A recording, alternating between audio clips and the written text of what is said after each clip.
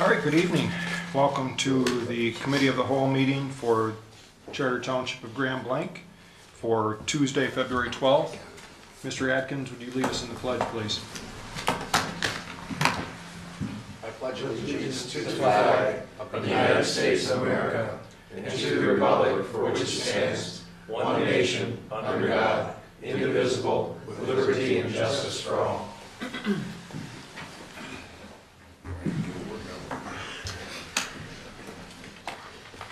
So first, we'll ask for approval of the agenda for tonight's meeting. So moved, Mr. Chair. Okay, is there support? Support. Any discussion? All in favor, say aye. Aye. Any opposed? Now we'll move to public comment, and we'll start on the left side of the room and work our way back. Mr. Wheatley, anybody in the second row? Anybody in the third row? Mr.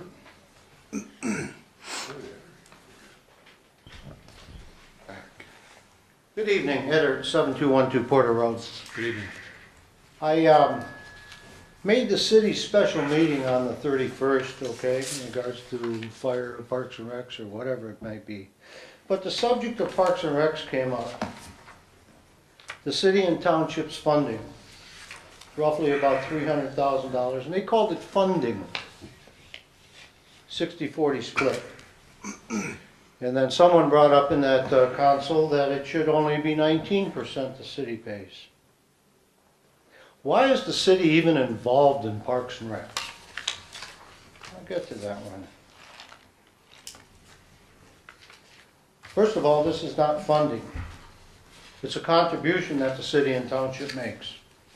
The real funding comes from Bicentennial Park, the school systems, through the programs the Parks and Recreation Commission's forms and puts together. That's where the real funding comes from. These are contributions the city's talking about. That doesn't fund Parks and Recs. So again, why is the city even part of this? They bring no facility, no place to make revenues for Parks and Recs. They're only making a contribution. It's like they're buying into it. They contribute nothing. That's my opinion. Also, fire services came up in regards to mutual aid. And I'll take this right from the Views article, but I was there and I listened to it. Okay? And it's basically, it was saying, regardless of what the city does, what their options, the city's choice, however they handle fire, if they will have a mutual aid agreement with the township or sever ties completely. Well, I can't speak for the township board and I can't speak for the people of this township, but I can see us always having mutual aid for the city, making it available for them. If they refuse it, that's their problem, but that was actually said at that meeting, that they may not be interested in mutual aid. That's getting pretty nasty. We'll look at the residents, and I know this board does. They're our neighbors. We take care of them. They have a fire, we're going to be there for them. And they need to know that, regardless of what they say at their meetings. Oh, and that was that last on that subject, but I do notice the city's having a meeting tomorrow. And MGMT is reporting at the city, and it's the very last item on their agenda. So that'll be a long one for me to wait through. Thank you. Thank you, Mr. Hurt. Anyone else have any comments they'd like to make? Okay, we will close public comment and bring it back here to the board. And we'll review the township board agenda for our meeting on February 14th, Thursday. We will have some minutes to approve, and then we will have our consent agenda items, which kind of recap here. Most of them are spending measures that exceed our township superintendent's spending authority. So therefore, they're on this agenda. But we've got the treasurer's report with the financial activity recap. grand total of $1,534,000. Anybody has any questions there? But item B, the board will consider a motion to approve the repair of 6 catch basins for an estimated cost of $15,000 through the Genesee County Road Commission, and authorize Township Supervisor to execute all related contracts and documents. Mr. Sears actually provided everyone with an updated memo on that item. I think there might have been a typo in the original one that was in the packet. So I don't know if anybody has any questions on that It's one. showing 20 on there. So. Okay, so it's an estimated cost of $20,000 instead of the Mr. Chair. $15,000. Yes, Mr. Massey. I have Who's a that? question for Director Sears. Okay, Mr. Sears? Good evening. Hi, Director, how are you? I'm great. How are you? Great. Sir, I have a question. How often are these catch basins go bad? Defective? Boy, that's a hard question to answer. Hopefully not very often. I would say a lot of these have been in the ground for 20 plus years at least. A lot of them are original to their road system. So, I mean, we have hundreds of them in our township that need repair. We just pick away little by little each year. It's coming to you a little bit early this year. These are critical ones that need to be done quickly that the Road Commission has identified. There will probably be a few more throughout the year that we'll bring to the board also. Okay, I have one more question, Sure. Mr. Chair. So do you keep a list, itemized list of these I keep a list whenever I get Catch. complaints about them, basins? Yes, and the Road Commission keeps a list. Okay. And then every year we compare lists and we kind of collaborate on what's most critical to the community. So they generally have the last say because they're experts in this and I'm not, and it's their system. But they do, yeah, they take my input and I make sure that any complaints I get are also addressed along with theirs. okay, thank you. So these are all in subdivisions. These are. Anything on primary roads or local roads will be taken care of by the Road Commission. There won't be many on local roads because most of those are open ditch. But yeah, everything that's going to come to the board will be, for the most part, subdivisions. So the 20 grand we put in, is that matched at all, or? It is. It's a 50-50 program. So our budget, I believe, is 60 grand a year. So these catch basins that I propose are total. They're estimating 40 grand. So our portion's 20. That's the most they'll be though. They'll more than likely come in lower. Mr. Mansour? Yeah, so you just mentioned that in the budget. Can we say that? I mean, you're reporting out on catch basins and DPW, et cetera, items B through F. Are these all budgeted? They are. Okay. Yep. Thank you. Any other questions for Mr. Sears?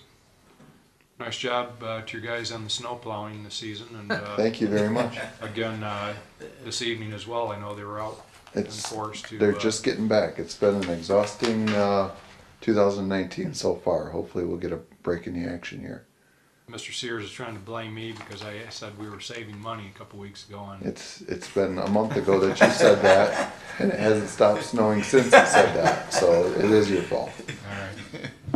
Thanks, Mr. Thank Sears. you. Okay. The next item that we'll consider is the board will consider a motion to approve DPW Water Department parts order from Ferguson Waterworks for $12,065 and authorize Township Superintendent to execute all purchase orders. The next item, Excuse Mr. me. Mansour? Yep. So, in looking at the materials here, I see Ferguson totaling $10,452.75. I'm trying to find in here, 2,000. yeah, where we came up with $12,065.76. So that was a revised memo that I sent. And we thought that maybe there should have been a revised purchase order that came out with the memo and the item. There is not? So I see two of That them. was handed out, or? handed out. was No, it should have been included in the packet.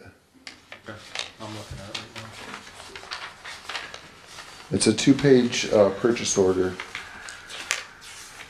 but it doesn't look like the revised one made it into the packet, so what I can do is I can email that out to everybody, Yeah, probably first thing in the morning or we could tonight do, even. that would be great, just so they tie out. Sure, no Thank you. problem. Might as well stay up here in case one more question. We've got one more Absolutely. item on the agenda here, a couple.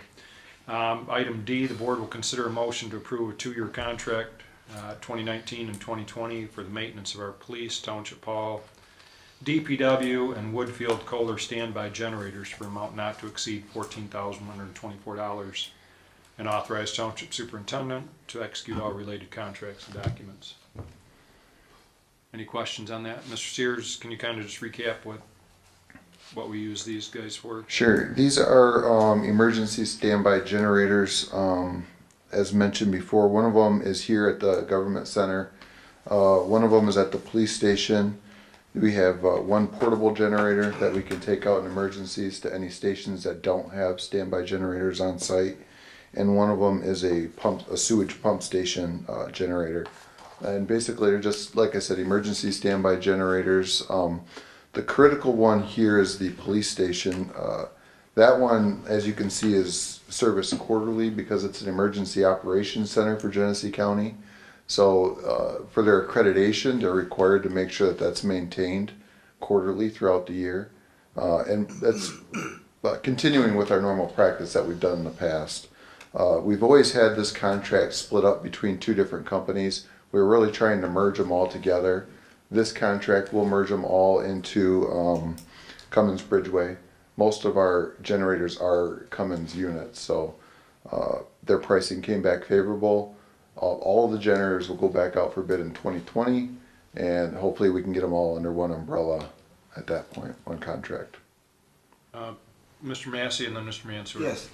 Are these generators the same size, or kilowatts, however they? They're multiple sizes. I don't think we have one alike here in the township because they're all sized to each building, each station. Every pump station has a different pump in it, whether they have higher amp pumps, VFDs, they're all different sizes. So you're saying I cannot make the assumption that the police office has the best one? I wouldn't say, no, I wouldn't make that assumption. Best, I mean, I don't know that it's the best or I the mean worst. larger. Oh, it's probably the largest Yes. of our standby generators, besides a couple trailer units I have outside in our barns, but other than that, it's probably the largest on-site one, yeah. Another question, Mr. Chair. When the power, I assume this is a power generator. Correct. Okay. When the power shuts down, how many seconds it takes before the backup system kicks on? It's almost instant. I mean, we've had it happen here and the lights flicker and nothing else is affected. Computers don't really shut down. The transfer power is instant. Mr. Mansour? So 2 questions here. First, I noticed that the Cummins Bridgeway bid was not the low bid. That's correct. Kennedy Industries, I guess, was. Well, by a little bit. actually, these are a little bit confusing. Cummins was the low bid. Kennedy, their bid is per year, whereas Cummins is for the next 2 years. So, but you mean by that we've locked in the price for 2 years? Correct. The total amount I gave you is for 2 years. Oh, it is? Yes. Where you'll notice Kennedy's, when you multiply that by 2, It's quite a it's bit. almost double. Almost, okay, Yeah. so, good. Okay, and the other question I had was, as you mentioned, you have some trailered units. We do. Do those require some kind of service as well? They do. They get serviced annually under a different contract that we're adding these 2 with Cummins Bridgeway. Thank you. Yep. All right. Any other questions on that item? Okay, next item is item E. The board will consider a motion to award the 2019 Township Hall HVAC unit repairs to Goyette Mechanical for $10,970 and authorize Township Superintendent to execute all related contracts and documents. Any comment on that, Mr. Sears or Mr. Lehman? So these are some emergency repairs that were discovered this winter when we are having our annual maintenance done. We have 3 units on the front of the building that service the superintendent's office and the finance department that all have cracked heat exchangers. Why those 3 units have cracked heat exchangers, I don't know. We're actually having some operational issues with one of them right now caused by the bad heat exchangers. So these repairs are critical. We did take the time though to go out and get 3 bids. William E. Walter is our normal heating and cooling contractor. They do our annual maintenance. But obviously Goyette came back far under price. I did review all the quotes and they're all very similar. So I'm comfortable with their pricing. I think they're just their volume and sales and everything else throughout the county gets their prices lower. Mr. Sears, do we have anything that monitors those, or the ability to monitor those remotely? Unfortunately, here in this building, we don't. The police department does. They have the Medisys Right. system, which we've talked about previously. This building actually has 12 different heating and cooling units. It's extremely difficult to manage. We finally have all the thermostats on a Wi-Fi system so that myself and assistant director can make adjustments all at once Okay. and adjust different zones of the building. But with 12 units, it's really difficult.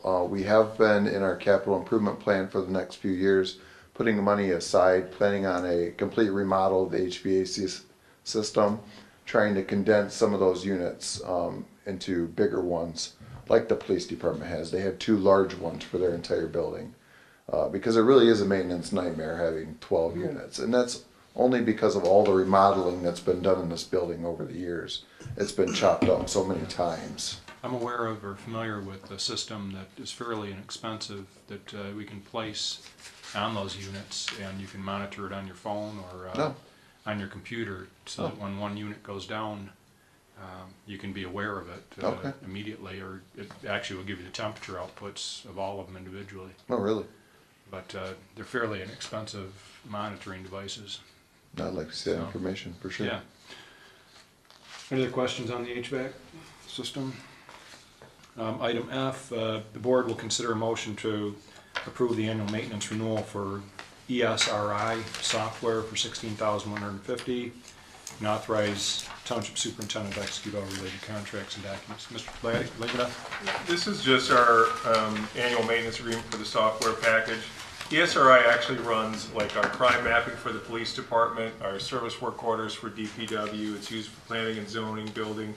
So that ESRI software is critical to our operations. And again, what this does is it's just our maintenance agreement, lasts 1 year from March 2019 to March of 2020. Any questions? Okay, we'll move on to operational issues. Item A, the board will consider a motion to approve an ordinance to amend the Grand Blanc Township Water System capital fee and usage charges as stated below. And everybody has the information there. I'm not sure that I need to read through all of it, but Mr. Massey? Mr. Chair, Yes. I would like for the Director Sears to explain this Okay, Mr. from a Sears? practical. Absolutely. You might remember during our 2019 budget development, we were proposing a rate increase. It was smaller than this one. And that's basically to cover, it was to cover our operations for 2019. Since then, in late December, early January, we received notice from Genesee County that we were getting a rate increase for our RTS fee. This is a fee not directly related to the production of water from KWA, but more related to how much water we use throughout the year. It has to do with the most water we use throughout a month. It happens to be July, which I've explained in here, and that's what determines what our ready to serve fee is. So with that rate increase, we did put in for a larger rate increase to cover that and give us the money we need for operational issues. One thing that we are looking at closely is the possibility for a bond payment by the end of the year. We have a large sewer project coming up along Dort Highway with our District 8 sewer that we've talked about previously here at the board. It's under design right now by Rowe. We have the possibility of Tech Village moving forward in the near future. And there are a couple other sewer projects that we're looking at and watching capacity-wise that may be triggered in the near future. So the rate increase is needed to fund our operations. This rate increase obviously from Genesee County and future bond payments that we're probably going to have here pretty soon. Remember, we have about $21 million in capital improvement projects over the next 10 to 20 years, all that will be triggered by capacity. So with the development of the south end of the township and the DDA and Tech Village and everything else that's down there, there are a couple of very large projects that could be moving forward here shortly. So, One- I haven't Yeah, finished. one of the things, go ahead, Mr. Massey. Okay, my question to you is, what is the increase? Is this per month? The increase is per 100 cubic foot. So it's not per month, it's per usage. There is a small increase in the RTS, which is per month, per your meter size. But most of the increase we put in commodity so that it's based upon usage. So give me an example. On a normal water bill, I think I figured it's about, say, 1,200 cubic foot is usually around $212 a month. It'll go up to about $225 a month. Or a quarter, I'm sorry, not a month, a quarter. That's why Say I'm again, asking. 200 and what, to what? From about $212 a quarter to about $225 a quarter. Oh, okay, okay. Previously, the last increase that I was recommending when we passed this budget was going to go from about, say, $212 a quarter to roughly $218.19 a quarter. So, I mean, this is a bigger increase for sure. Unfortunately, it's needed. We have absorbed increases from Genesee County in the past few years when we weren't in such a great place. So this is kind of catching us up on that a little bit, and obviously taking care of whatever else Genesee County is going to pass along. I have confirmed with them that there will not be any more increases in 2019. So, I mean, 2020, obviously everything, bets are all off again, but there won't be any more this year. Well, Mr. Mansard and then Mr. Guzet. Yeah. So, Director Sears, the capital fee, $2,600 for residential, is that a change from what it is today? That is the same. Okay. The usage fees, we talked about this, you kind of characterized it as $212 to $225 a quarter, so about a 5% increase, Correct. right? The RTS, so is somehow the RTS fee increase covered by that usage, that increase, or that? They're two separate. At first, whenever we talked about the increase, I was intending to put it all in the commodity, which is the usage. Yeah. Our consultant Dan Potter, we got together and he said he recommended putting some of it in RTS also, considering it's a RTS increase from the county. The RTS is there basically just to cover us in case there's a drop off in usage. So how much is it? I mean, I see all this 5/8, 1 inch, 1.5 inch. I mean, what? Oh boy. I mean, how much? What is the percent increase? I mean, how can we? Is this a straight pass through on this ready to serve? And The ready to serve is a pass through, yes. Okay. So And the percentage is difficult because of the equation to figure out the multiplier to figure out the rates for the RTS. but still, just on a percent. I mean, is it you can't? It's probably less than 5%, I would say. And that's all that these new rates represent is that 5%. Yeah. Okay. And the water meter thing, is that a change? No, sir. Okay. Thank you. Mr. Guzet? Yeah, just so you're clear, you did say that, you did propose the 218, but we did not do it last year, right? Correct. And now this one is actually kind of catching up a little bit, plus for the pass-through from the county. Correct. So we were able to help the residents last year, and now, of We course, did. we can't go too far, otherwise we get behind. Right. And then you get slammed with a huge bills. We absorbed a very large one in 2017, a large increase. So we had the ability to do that then. Right. Because our water usage was higher than what we were expecting. So our revenues made up for that. Made up for that year. But now water usage is down throughout the community. People are being more conscious of it. So we can't do that this time. One of the things that I'm hearing, with regard to looking at the bigger picture here in Michigan is that, with the aging infrastructure within some of the older municipalities, there's some movement to have everybody pay for that. So the communities that have already been investing in upgrading their infrastructure could be penalized, and it's something we need to watch out for, because if we're going to start just blanket paying money into a statewide fund for infrastructure upgrade, wait a minute, our infrastructure, we've been paying the piper all along. Right. Why should some state fund now collect from us to pay for communities that haven't been Right. keeping their infrastructure up to date? So we need to be on guard for that. Absolutely. The other thing that we need to watch on these things is it's great that when we can hold off making an increase and absorb it. But you mentioned a couple of very large scale projects we have coming up that we're going to have to finance, and it'd be nice that we didn't have to bond 100% of it. But I know Mr. Lemata is very familiar with the situation in Marquette County, I believe. What are the rates going up this year, Mr. Lemata? Just in the city of Marquette alone, they were 25% for 2019. They're projected to go up 20% for the next 3 years after. And that's because they basically kicked the can down the road on any Deferred kind of maintenance, deferred price increases, and even that one only went through.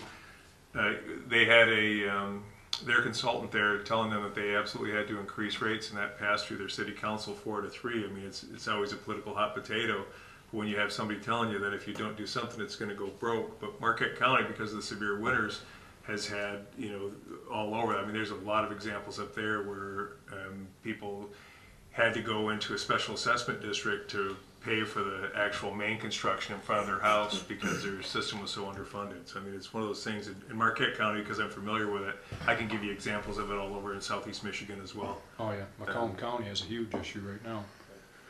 But yeah, so I mean, it's great when we can absorb those costs, but at this point, we can't afford to. We've got to, unfortunately, pass them on. Mr. Massey?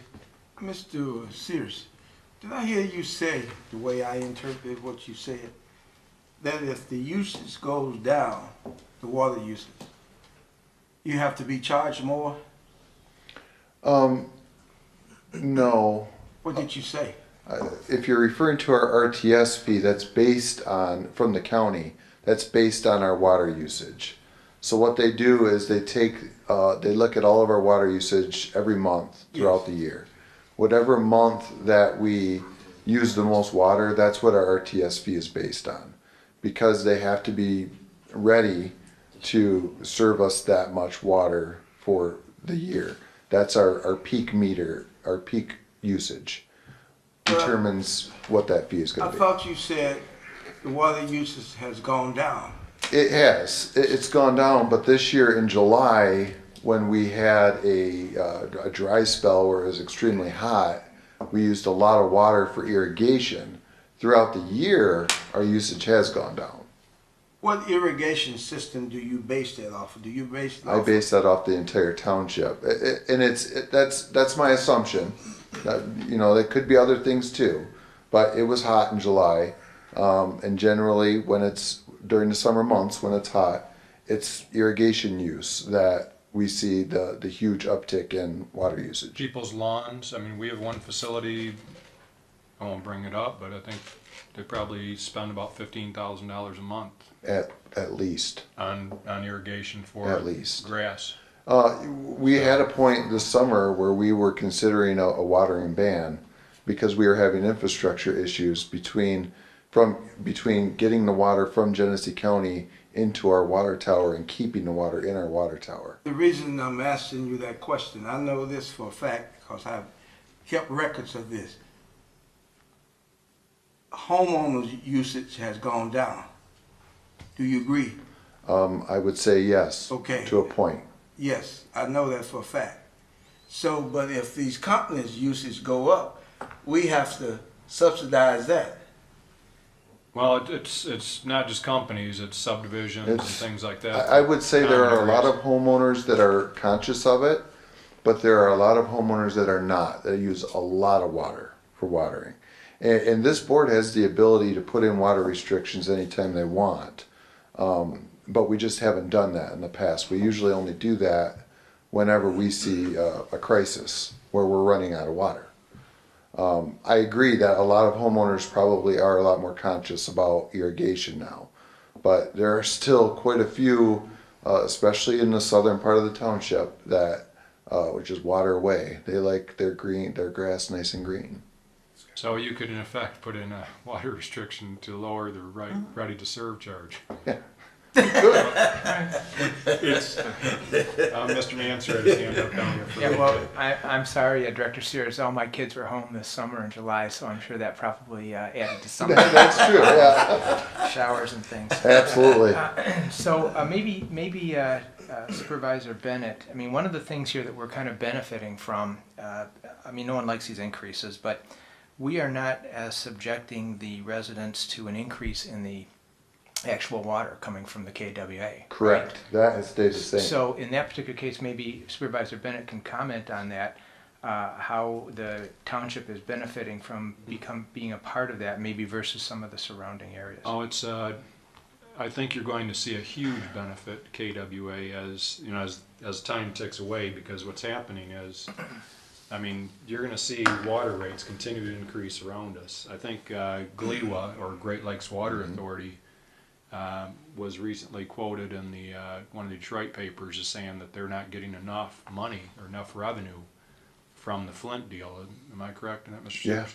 That they don't feel they're getting enough money from that deal to pay the bills. Well, it's just the start of it, because that pipeline is 75 years old that they're using. The infrastructure that everybody else has is just as old, whereas ours has already been built, and you know, the rates are level, Sure. whereas everybody else around us. Sure. I think Genesee County and the counties that are on that system are going to have a huge benefit in the next, I mean, our kids are probably going to see the best benefit of it, but it really was an investment. I'm so impressed with where that thing is going that I think, you know, right now we can't see a huge difference in price, but I think you're going to see, from what, you know, As limited our knowledge rates I have. stay steady Right. and everybody else Mhm. continues to get 15% increases from GLEWA that we got year after year after year. Exactly. And Yeah. that'll prove prices. Some of the challenge right now that we're facing with, you know, Carigandi is that, you know, at the Flint water crisis, it really caused the state of Michigan to go on pins and needles, or walk on eggshells, or what do you want to call it, with regard to all the testing that's required, and it's really adding a lot of cost to providing water and sewer at the county level, because to try and live up to all these things, it's just, and it's overkill. Yeah. And so it's really creating a burden with what they're trying to do, and I think some of it's going to be fought. Oh, yeah. Not just, I mean, it's statewide that some of these things are a concern. Absolutely. So, anyways. Mr. Thomas? Has Holly Township joined connected with our water yet? Holly Township has some of our water already Well, the new in Woodfield. sub that's With In the new Woodfield, they building. already have some of our water. We serve part of Woodfield that extends into Holly Township. That's it. There's no other water that extends into what Holly was the other Township. group that we signed up? We were talking about Shannon Fasteners, which is looking to build in northern Holly Township, northern Oakland County. We have not extended to them yet. We're still working out the ordinances and stuff, which will be forthcoming to the board soon. The operating agreement with them. In your meetings throughout the county, Director Sears, do you have any information or any type of update on what's going on with the city of Flushing's water issue and the lead pipe issue, that the state's coming down with going from 15 parts down to 7 parts? You know, I'm not sure what's happening specifically in Flushing. I know that we're all feeling the effects of the lead and copper rule. I've said previously that we're very fortunate for our infrastructure that we have here. It's basically lead free. But we do have work to do in identifying water services. This year we have 120 water services that we have to verify that are all copper. We know that they're copper, but the DEQ is going to require us to go out, dig them up, and prove to them. And those are our qualifying sampling sites for the lead and copper testing. But we're that we do. very safe because we started ours in 1972. A long time ago, yeah. Well, we did take a part of it on that were community wells that were already pre-existing. Those areas have all been updated already. The water main had been replaced. But With Mr. this, I'm sorry. With this water increase, I don't really want to get really off the topic here, but the last time we had a water increase was 15? Something Not like that. pass-throughs, but Not, yeah, we've had pass-throughs, but it was either 2014 or 15 that we had an increase for the township. so in other words, the township Correct. has been paying out of our general fund money to subsidize our residents. Out of our enterprise fund money, I'm not sorry, general fund, yeah. enterprise fund monies. Yeah, So that's why and it's a very small. it is, yeah. Mr. Sears, one of the things, this question mentioned, the copper and lead rule, that we have 120 sites, and we have to dig up to verify. Right. Are Those we digging on are, our property or on those residents'? are private residences. Those are homes that qualify in the lead and copper rule for testing. That doesn't mean they have lead service lines. Right. That means that they were built between a certain time period, that they either have Good. lead plumbing or may have had a lead service line. So how do we get authorization? Well, we have our right of way. We're gonna go in and we're gonna dig the lines up in our right of way. What we're actually gonna do is our vac machine to hydro excavate down to them. Okay. And, take a picture that it's Right. copper. And I knew then, that was some of the issue with some of the other municipalities is getting, Sure. because I believe they want you to even go inside the house and check, right? they do, that's part of it. They want you to go in and visually inspect the plumbing.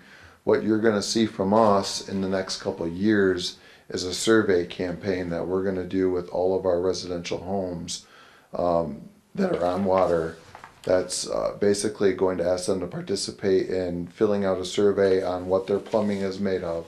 And we're gonna ask them to take pictures and deposit those on a website somewhere. We haven't gotten down to the specifics on that yet, but, and that's gonna be a 2020 project.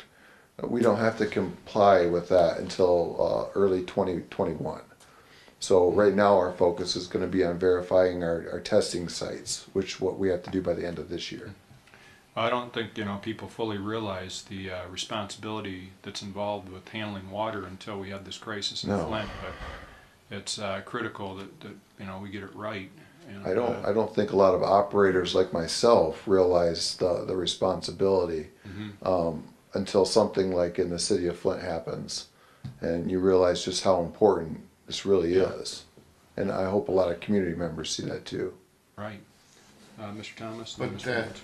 That 120 residents, that's after the litigation that's going on right now, correct? Well, we're gonna do that regardless of the litigation because I can't rely on that Right. panning out. Awesome. I'm still gonna have that It's deadline. very proactive. Whether that goes through or not. So it just makes sense to Yep. do it and just get it over with.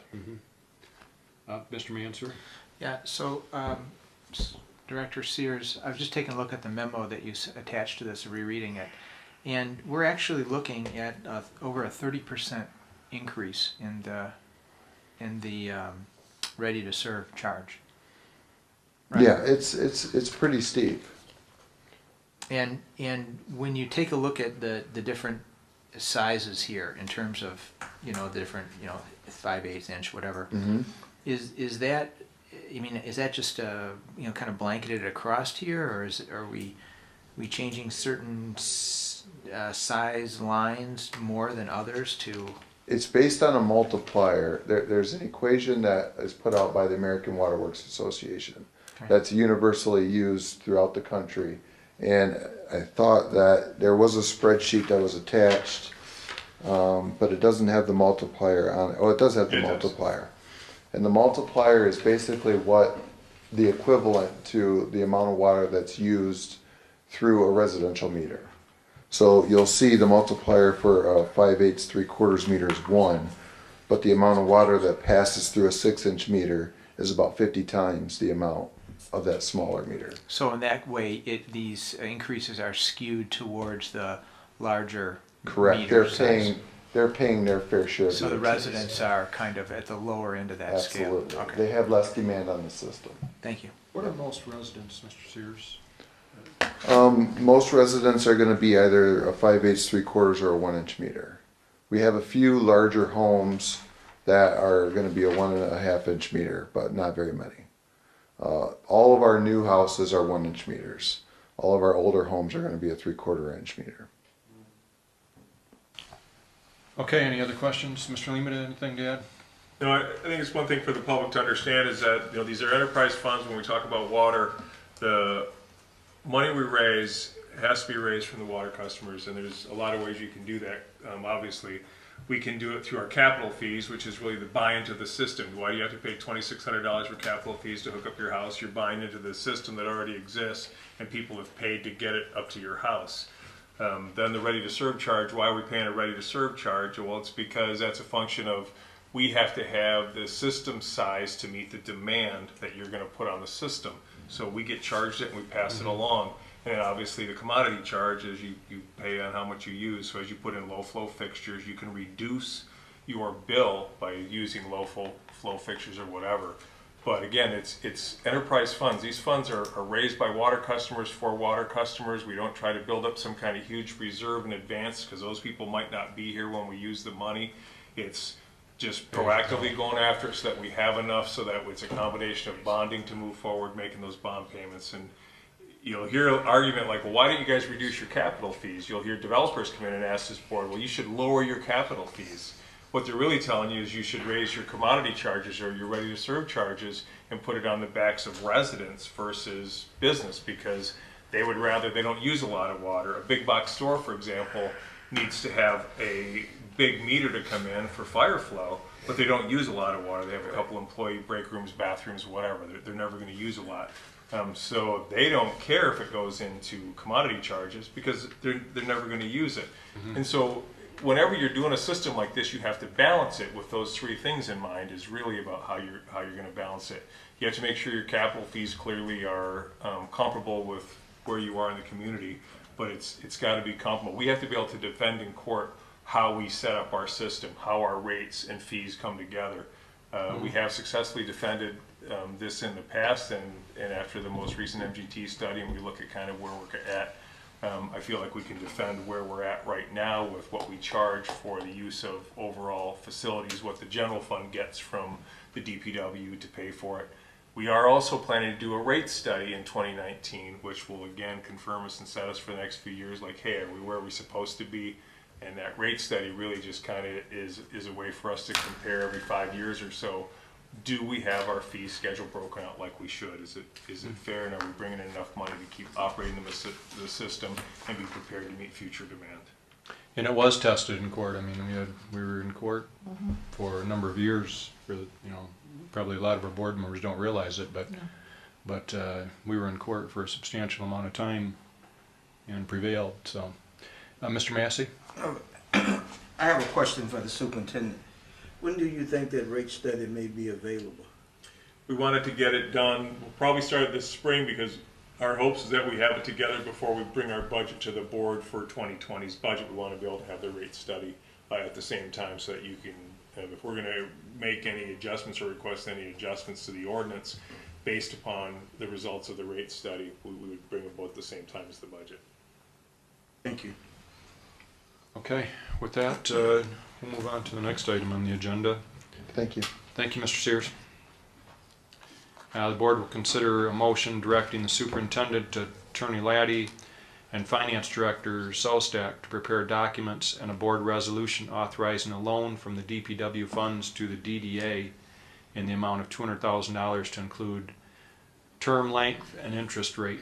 The resolution will come back to the board, to the board on February 26th.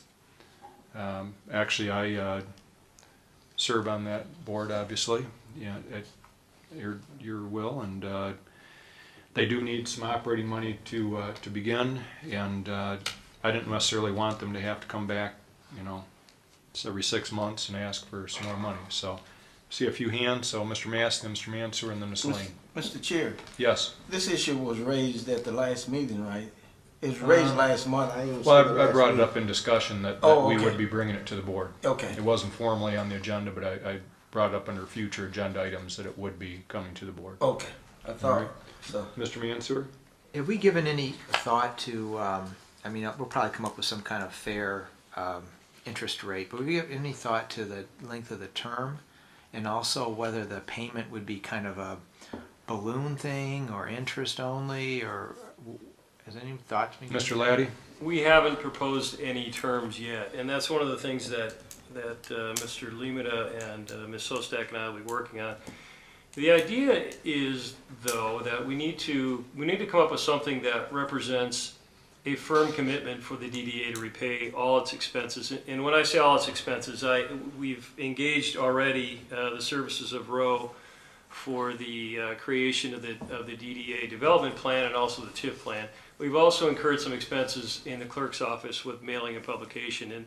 And the idea of the DDA is for it to remain completely responsible for all of its expenditures, understanding that it's going to need some seed money from the township.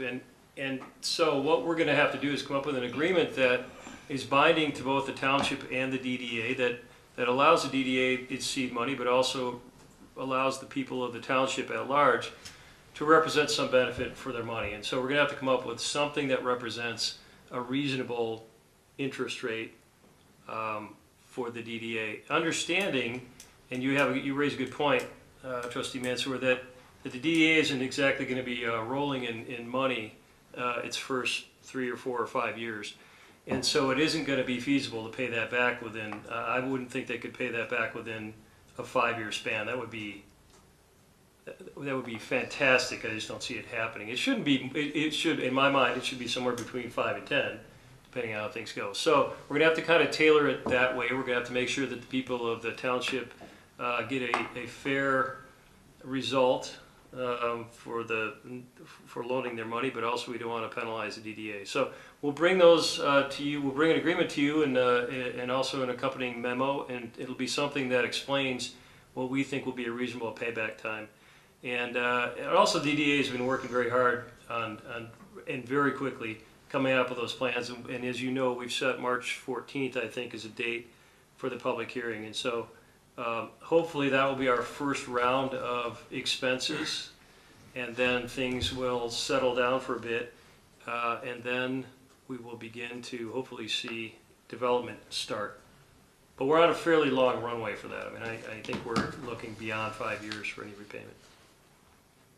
So, I was just thinking 10 years would be kind of the thought process around that, and maybe we can tailor the repayment to be maybe interest only at a certain level for the first few years, and then maybe ramp up or something. Those are good ideas. Ms. Lane? My question, Mr. Supervisor, is when we're loaning the money, are we going to ask for some sort of a budget or guideline on how they are planning, so that we know that they have a plan Yes. that we think is reasonable to expend that money?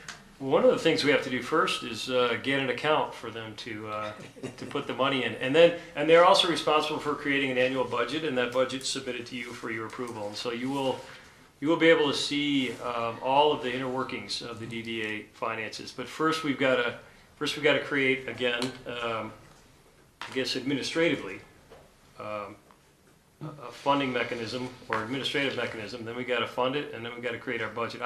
I'm proposing that our budget be the next thing that they deal with. And again, they're having a meeting next week. They'll probably be finalizing the development plan and TIF plan, and then the ball is in your court for March, and then I think they should be able to focus on their finances and getting the infrastructure of it set in March, and then budgets, and then things should settle down there after that. Well, and they're moving very quickly, actually. I mean, when you think you're starting a whole new organization from scratch, it's moving along pretty quickly, and not just starting an organization, but having a plan for what we want to accomplish. Well, when we have an imposed deadline on us, Right. of basically May 15 to have the stuff all in place, so we've had to work backwards in time, and it's been challenging. Mr. Massey, and then Ms. Lane. Thank you, Mr. Chair. I have a question for the attorney. Are you alluding to the fact when they get their budget in line, in place, we'll be able to see approximately how much more money they will need for that year?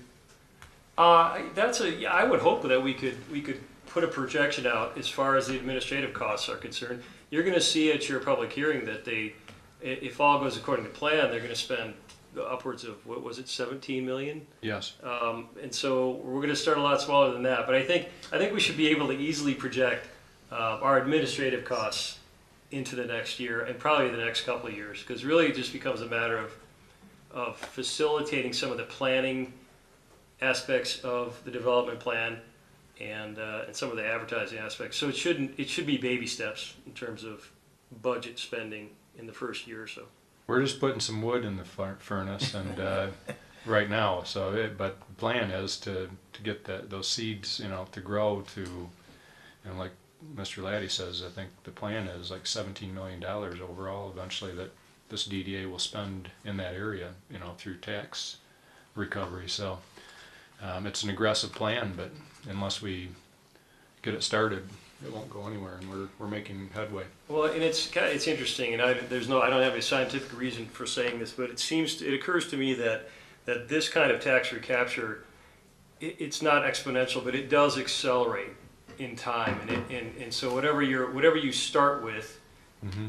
it doesn't compound, but it continues to collect, and then as you add projects to it, it really accelerates toward the end, and so it may look slow in the beginning, but once this thing gets rolling, it's going to really take off. Yes. Okay. Any other discussion on that?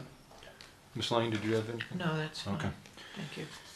All right. The next item for our agenda on Thursday, the board will consider a motion to approve the Genesee County Road Commission's proposal to install a traffic signal at the intersection of Graham, Blanc, and Embry for $24,070 and authorize Township Supervisor to execute the local road agreement. Ms. Lane?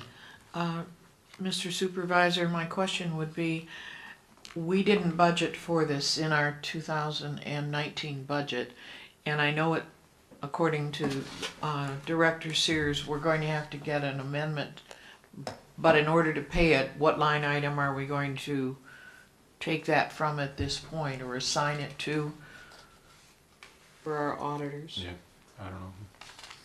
I guess we can figure that out, Mr. Lehman.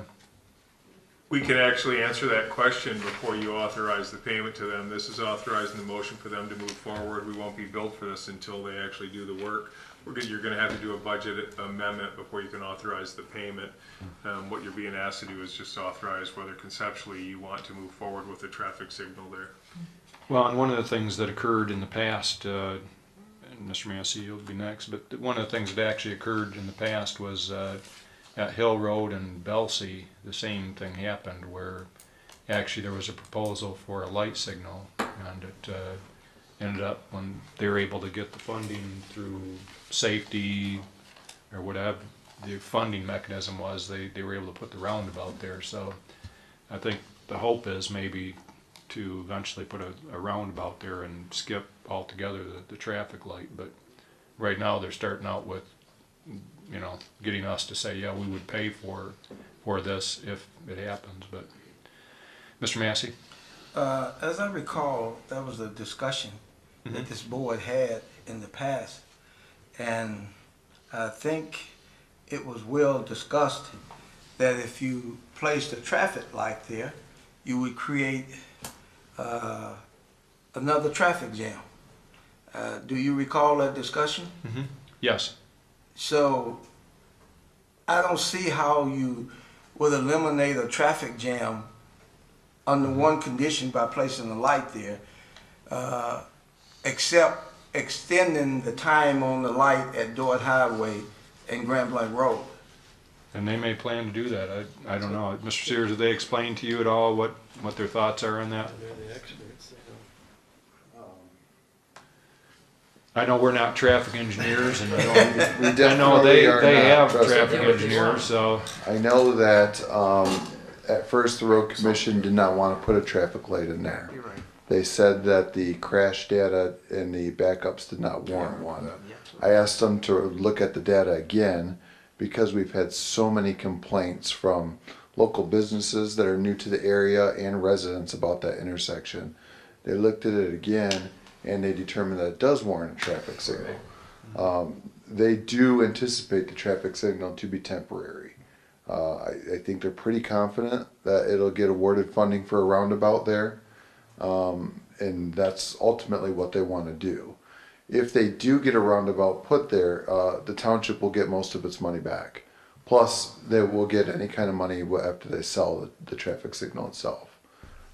They could salvage it and use it elsewhere in the township, but they did indicate that we would get a good portion of that money back. In addition to that, they're looking at the third lane along Grand Blanc Road from the They are from city limits all the way out. all the way out to Fenton Road, yeah. But, Mr. Chair, Yes, and Mr. Guzek. still, I have gave it some thought. Sure. When there's a traffic jam on Emory Road, onto Grand Blanc Road, well, if something is not done at Dordt Highway, extending some, that's gonna have to be an adjustment for the light at Dordt Highway. Yeah. The Yeah, time- absolutely. And that's what we can hope is that the system that they're going to put in will talk to each other. Originally, they were going to put in a much more sophisticated, much more expensive traffic light system. And I kind of backed them off a little bit and told them this is temporary. Let's not go too crazy. But they will talk to each other. The timing will be configured appropriately so that traffic moves through the area all at once. I guess what I'm saying to you, I want it to be known, I don't have too much confidence in the road commission. Sure. Okay, because if you don't mention certain things to the road commission, they don't seem to think no further than they can see. Okay, they just have tunnel vision, and then when they put the light up, then there's another complaint. Sure. And when they erect the light, there's Sure. another complaint. Well, we can certainly make the concerns of the board apparent to them. Okay. And making sure that they talk to each other. Mr. Guzek and then Mr. Mansour. Yeah, I know you probably don't know, but I want to ask, because I know it's only temporary, and then it's going to go a roundabout.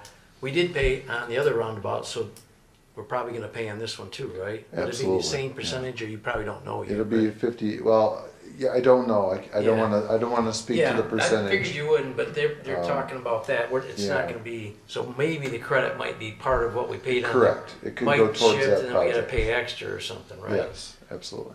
Mr. Mansour. So, can we ask for a simulation to be done on those traffic lights? Kind of how it would work, and then if there's a way to do it, kind of get that out on our website so we can, start to. We can see what they can come up with. Yeah. Yeah. I mean, that would be a way to kind of introduce it to our To our- constituents and let them know what's coming and Sure. kind of the thought process that went into it and how it's all going to work. Sure. I know that the community will be excited about it. I think Right. Paula is finding that out on Facebook tonight. But, this has been something that's been asked for a long time. But yeah, I can ask the road commission for something to that That's a effect. good idea. Mr. Atkins, then Mr. Thomas, then Mr. Guzek. I was just going to ask the same thing as Mr. Mansour. I'm just trying to visualize, how will the, because if you go across Embry, you can go straight across into that area, and then will it be a four-way stop? I'm guessing no blinking lights. It'll be red, yellow, green. Yeah, I'm not Cool. sure how that'll work. I'm sure a certain part of the day it'll be blinking. Right. And other times it'll be stop-go traffic. And then the timing will adjust at higher points of traffic throughout the day. But Okay. we can definitely have the road commission give us that information. All right, thanks. Yeah. Mr. Thomas? The roundabout, that was state, federal, and county money? That was state, county, and township money. Okay. That was a local road. So are we looking 2020, 2012? That I couldn't tell you. They don't even have the funding yet. They've applied for the funding. My guess is if it were approved, it would probably be like a 2021 project. It'll take all of a year and a half to design it. It took them several years to design the one at Valsian Hill. The Al Mansour roundabout. We could name it after him. if No, you'd like. that's one Oh. there. Oh, that's that one, One's a okay. number. All This is right, gonna be the Joe Massey. Joe Massey one, okay. All right, Mr. Guzak. And what is the estimated date? Did they tell you approximately when it would be up? The traffic signal, they did not give me an Oh, estimated okay. date, but I assume it's something they'll get working on right away. But maybe a month, 2 months? I would say, I would give it 2 months. 2 months? After this board approves it, it has to go to the road commission, and they have to approve it. Interesting. Okay. Thank you very much, Mr. Sears. Thank you. You appreciate you wearing many hats, from snow plowing to water to road.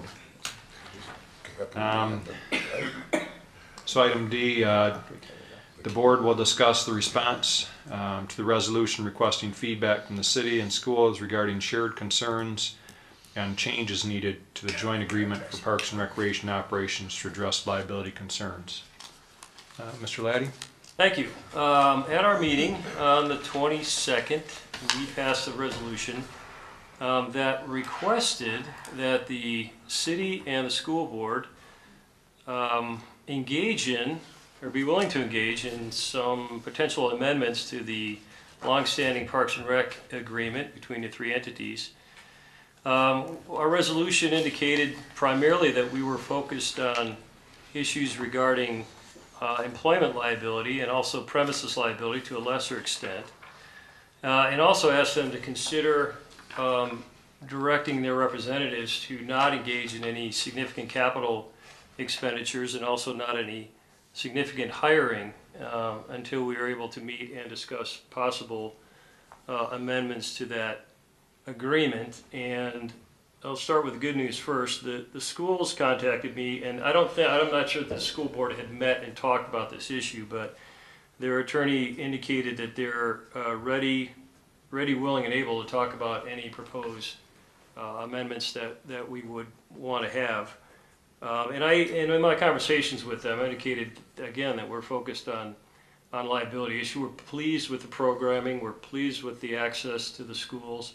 It was really just a matter of kind of updating the older agreement and then recognizing that we've got an outstanding liability issue that we're concerned about. And just as a matter of history, and we talked about this at our meeting, the Parks and Rec Commission are an appointed group that does a great job for the administration of the assets in the Grand Blanc community as far as parks go.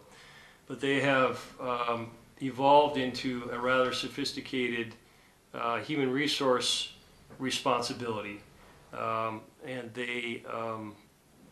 as we began to examine that situation, and also we had some input from a risk manager with our insurance carrier, we may have some liability that we're not immune from, as we ordinarily are in township matters, that may be of some concern, and we addressed that as a board, and we formulated some thoughts and some concepts, and again put them in a resolution, and I also forwarded them to Attorney Griffin and Mr. Collins' firm for consideration. And what we got back from the city was confusing in my mind. Mr. Griffin wrote back and said that he had a meeting with a legal and legislative committee of the city of Grand Blanc. He's in possession of our correspondence and also our resolution. And the legal and legislative committee meeting, which occurred on January 17th, they discussed a IRS opinion letter from 1975 that recognizes Parks and Rec as a instrumentality of Genesee County and a political subdivision of the state of Michigan that is not subject to federal income tax. Contributions made to them are deductible by donors, provided Section 170 of the code. They responded to us that committee believed that solved any employer liability issues that we had, that the city had, and that the schools had. I don't share that view. I think I'm pleased to see the tax exempt status from a 1975 letter from the Detroit office of the IRS. I'm not feeling confident that that absolves us of any liability from an employment standpoint or from a premises liability standpoint for anything that happens to employees at Creasy Park.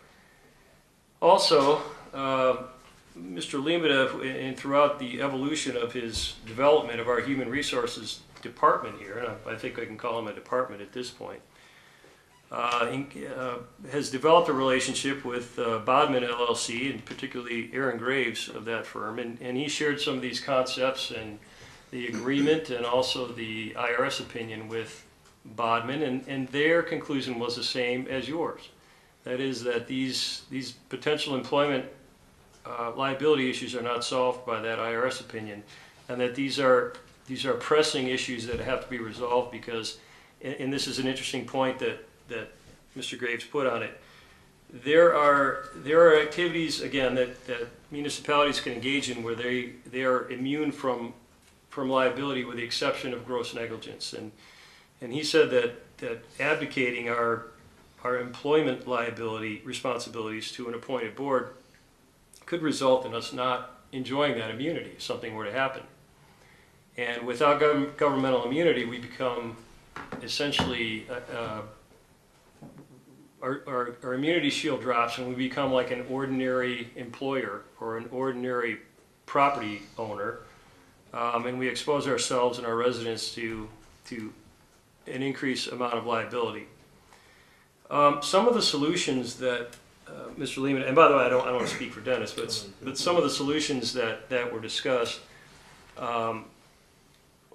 was the idea of creating, this is available also in the fire department, but to create a standalone authority that would be its own governmental unit. And we've talked about how we don't feel that that's a proper exercise of our responsibility.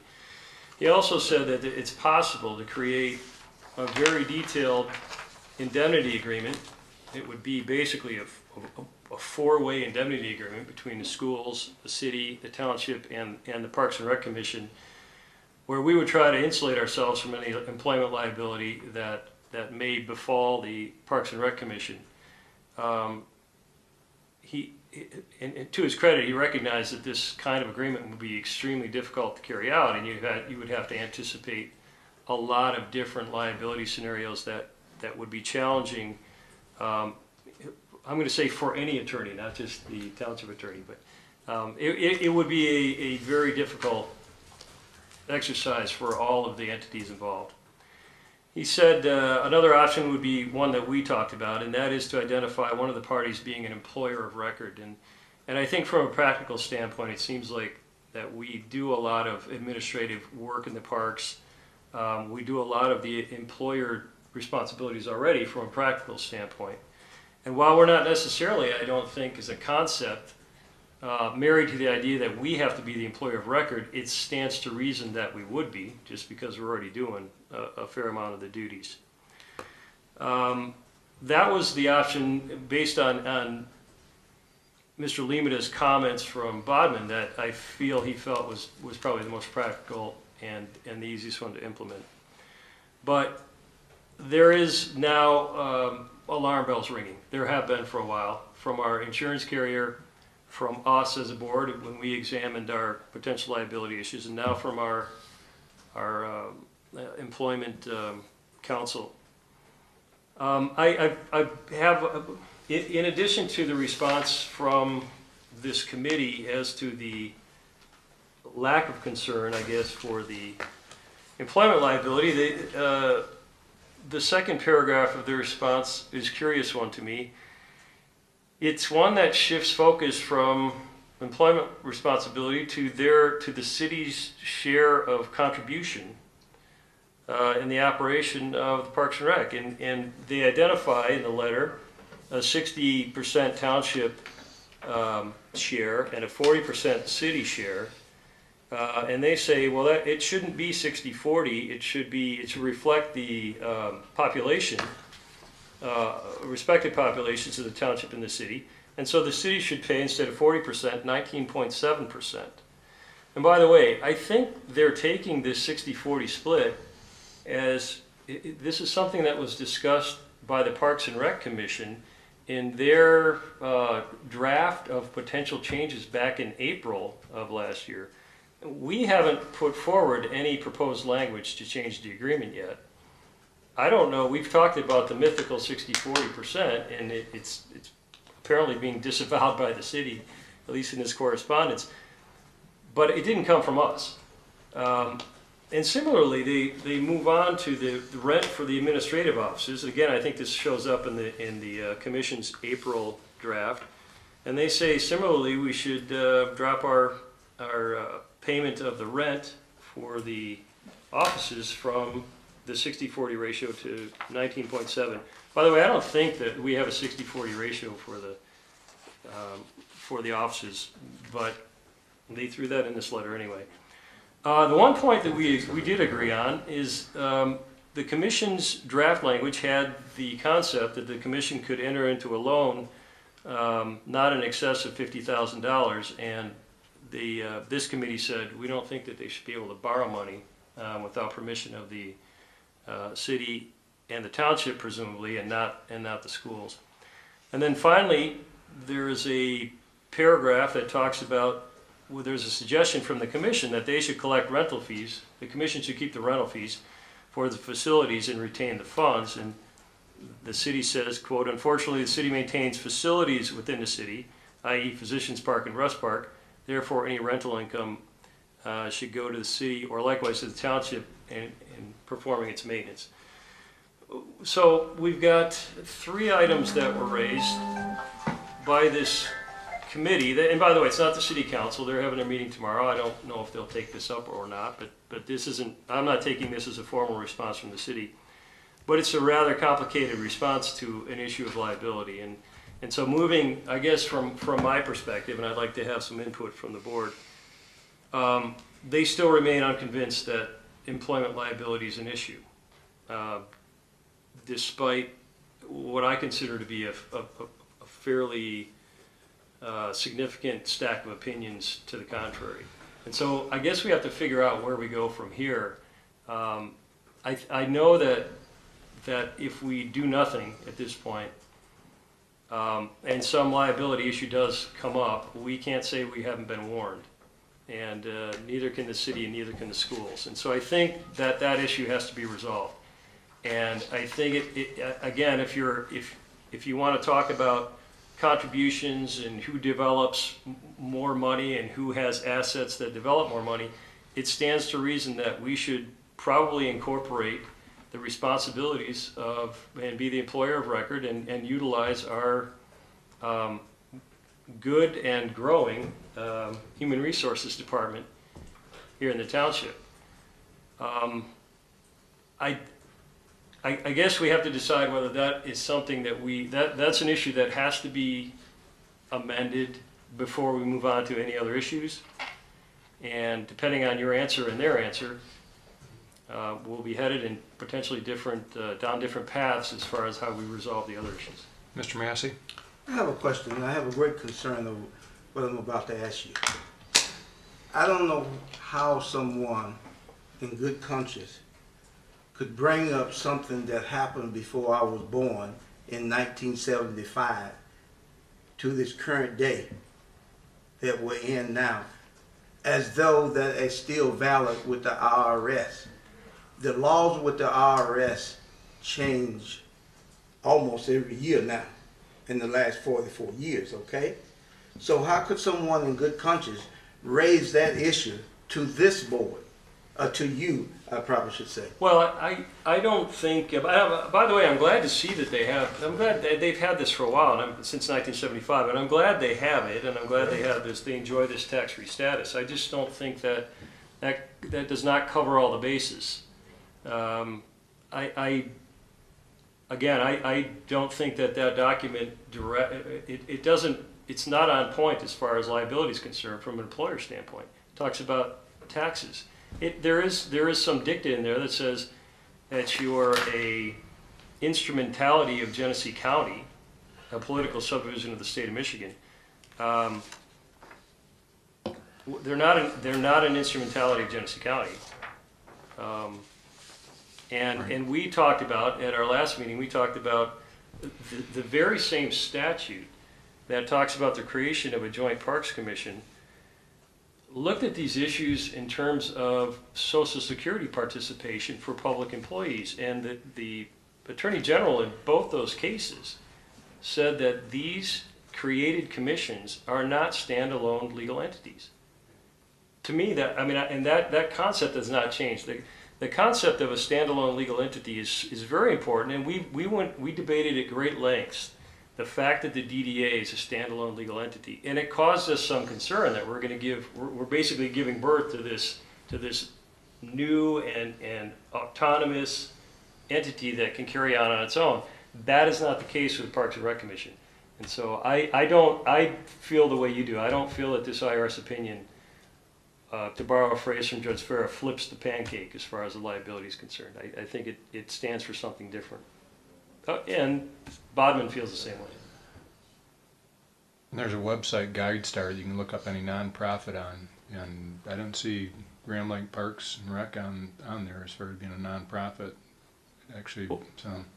I don't dispute. Again, I'm happy for their nonprofit status. I'm happy for their tax-free status, but it doesn't give me any comfort from a liability standpoint. Let me Mr. ask Massey? a question, Sure.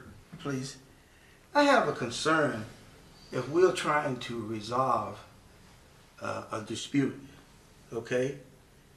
We have no paperwork before us to review. We are pulling information from the clouds. So where is the paperwork to support what we need to know? From my perspective, I'm happy to give you the Attorney General opinions. And Well, I know from your perspective, but let me ask you a question. yeah, Okay. Is the Parks and Rec, are they audited yearly? they are. Okay. Yep. If the Parks and Rec is audited yearly, have we seen that audit? Yes. Okay. Well, I think Mr. Lemata gets a copy of it. I don't know, do you, or? It's been provided to the board in the past. Yep. But we haven't got we haven't received the latest audit. 2017 one I can forward to you right now if you'd like We it. need that. And also, I forward that out to everyone. Yeah, you did, Ken. Also, I think before we can have a serious discussion, we need we need an audit that takes a deep dive into the finance. Well, that's what they brought up with their changing of the existing contributions. And so I think that has to happen in response to their question, right? I mean, I think we now have to find out, well, okay, where did the 60/40 come from? What does the city get for their contribution? What do we get for our contribution? We know, and this is all, by the way, Parks and Rec, there are folks in the audience right now that could tell you in 10 minutes how this all plays out. But I think that we need to probably, because this has now entered this discussion about implementing these financial formulas into the agreement, it's now important for anybody at the school board level who wants to know, anybody who at the city level who wants to know, and anybody at the township board level who wants to know exactly what goes where and why. And I know we've been working on this for a while. We've got a really neat value stream mapping plan that we've adopted. Might as well go the extra yard and take a deep dive into the finances, because if they're saying they're paying too much, this sounds familiar to me, but we'll dig into it. Let me ask you a We'll find out what's question, going on. Attorney, if you don't mind. Go ahead, Mr. Massey. Is it possible that we can have a forensic audit? Well, You know, Well, I don't know if we're at any point like that, by the way. We've presided, we've had the pleasure of presiding over a pretty stable administration at Parks and Rec, economically and also through a lot of good fortune. Well, let me interrupt you for a moment. Sure. I sort of disagree with you, and I'll tell you why I disagree with you. The board bailed the Parks and Rec out last year. Okay, that was around approximately $13,000, give and take a few dollars. Now I'm hearing a rumor that Parks and Recs are in the red again, around $15,000. So I'm trying to figure out, based on my rumor and what we did last year for the Parks and Rec, I don't think so. how do we take a deep dive into that and further understand that? Well, we're going to do that.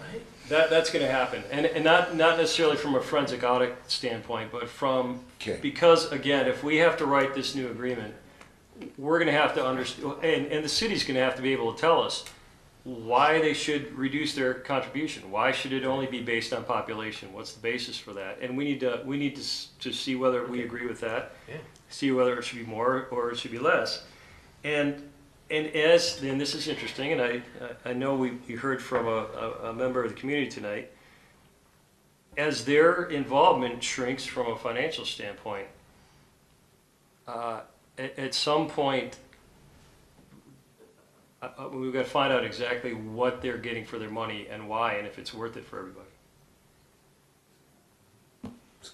So, Mr. Limita and Mr. Laddie, so I know Mr. Laddie has voiced his concern with liability. I'm not sure everybody we hired Bodman a couple of years ago as our employment law firm, I guess, right? Their background is looking at employment law specifically, or our attorney is with Bodman, and they feel there's a concern. Our insurance company has also voiced their concern. So, the problem is that you do something unknowingly, that's one thing. But if you continue down a road and you have our professionals that we hire to look at these things, and they're telling us there's a problem, and we ignore it. One of the things that you mentioned, Mr. Laddie, was indemnification, and if we were to indemnify ourselves and say, hey, we don't want any of this liability. We want everybody to sign off saying that the township doesn't have any liability with employment issues, any of this.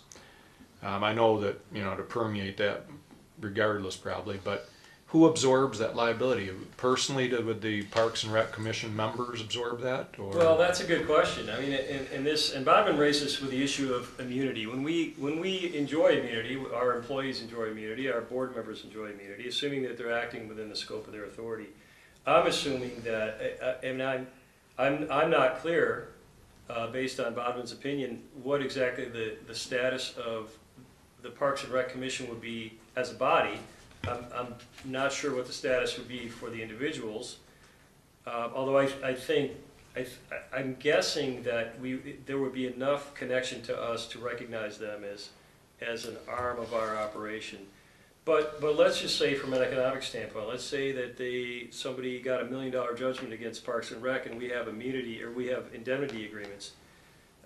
And so they have this judgment against Parks and Rec. Well, Parks and Rec is whatever amount of funding, whatever amount of money they can generate, whatever amount of funding we can contribute. And so let's say they're garnishing Parks and Rec's checking accounts for the next 10 years, taking all the revenue from the projects or the programs to pay $1 million judgment. I mean, that is an untenable situation.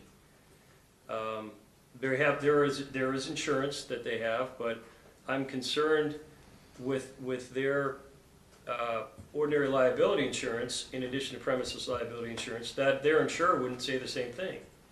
They'd say, well, we've collected premiums from you guys, but we didn't fully understand what your responsibilities were, and I'm not sure that an insurer would let us create an indemnity agreement that allows us to step back and the insurance company to be the sole source of money.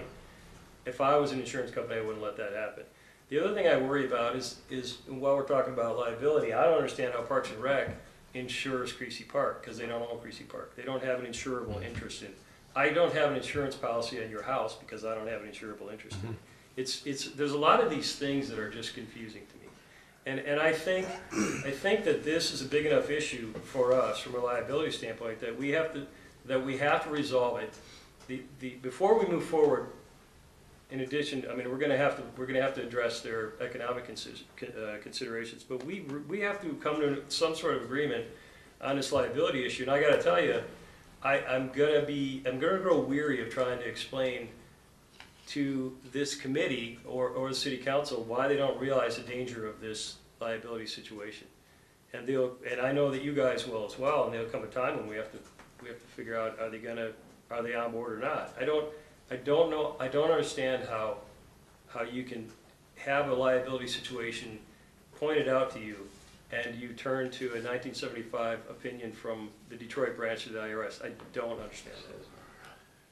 And there's significant liability. I don't know that I want to go into detail on all of it, but there is significant liability that in a number of different areas that concern me as a board member, that you know, that if there's an issue, it comes back to this board, that we have the fiduciary responsibility, and it'll slap us right in the face. Mr. Mansour? So, with that in mind, and with the level of capability that we have in the township and on our staff here, you know, we're just kind of running in circles now. So, maybe we ought to take the next step to maybe make a proposal on a specific proposal for someone to react to, where that outlines all these concerns.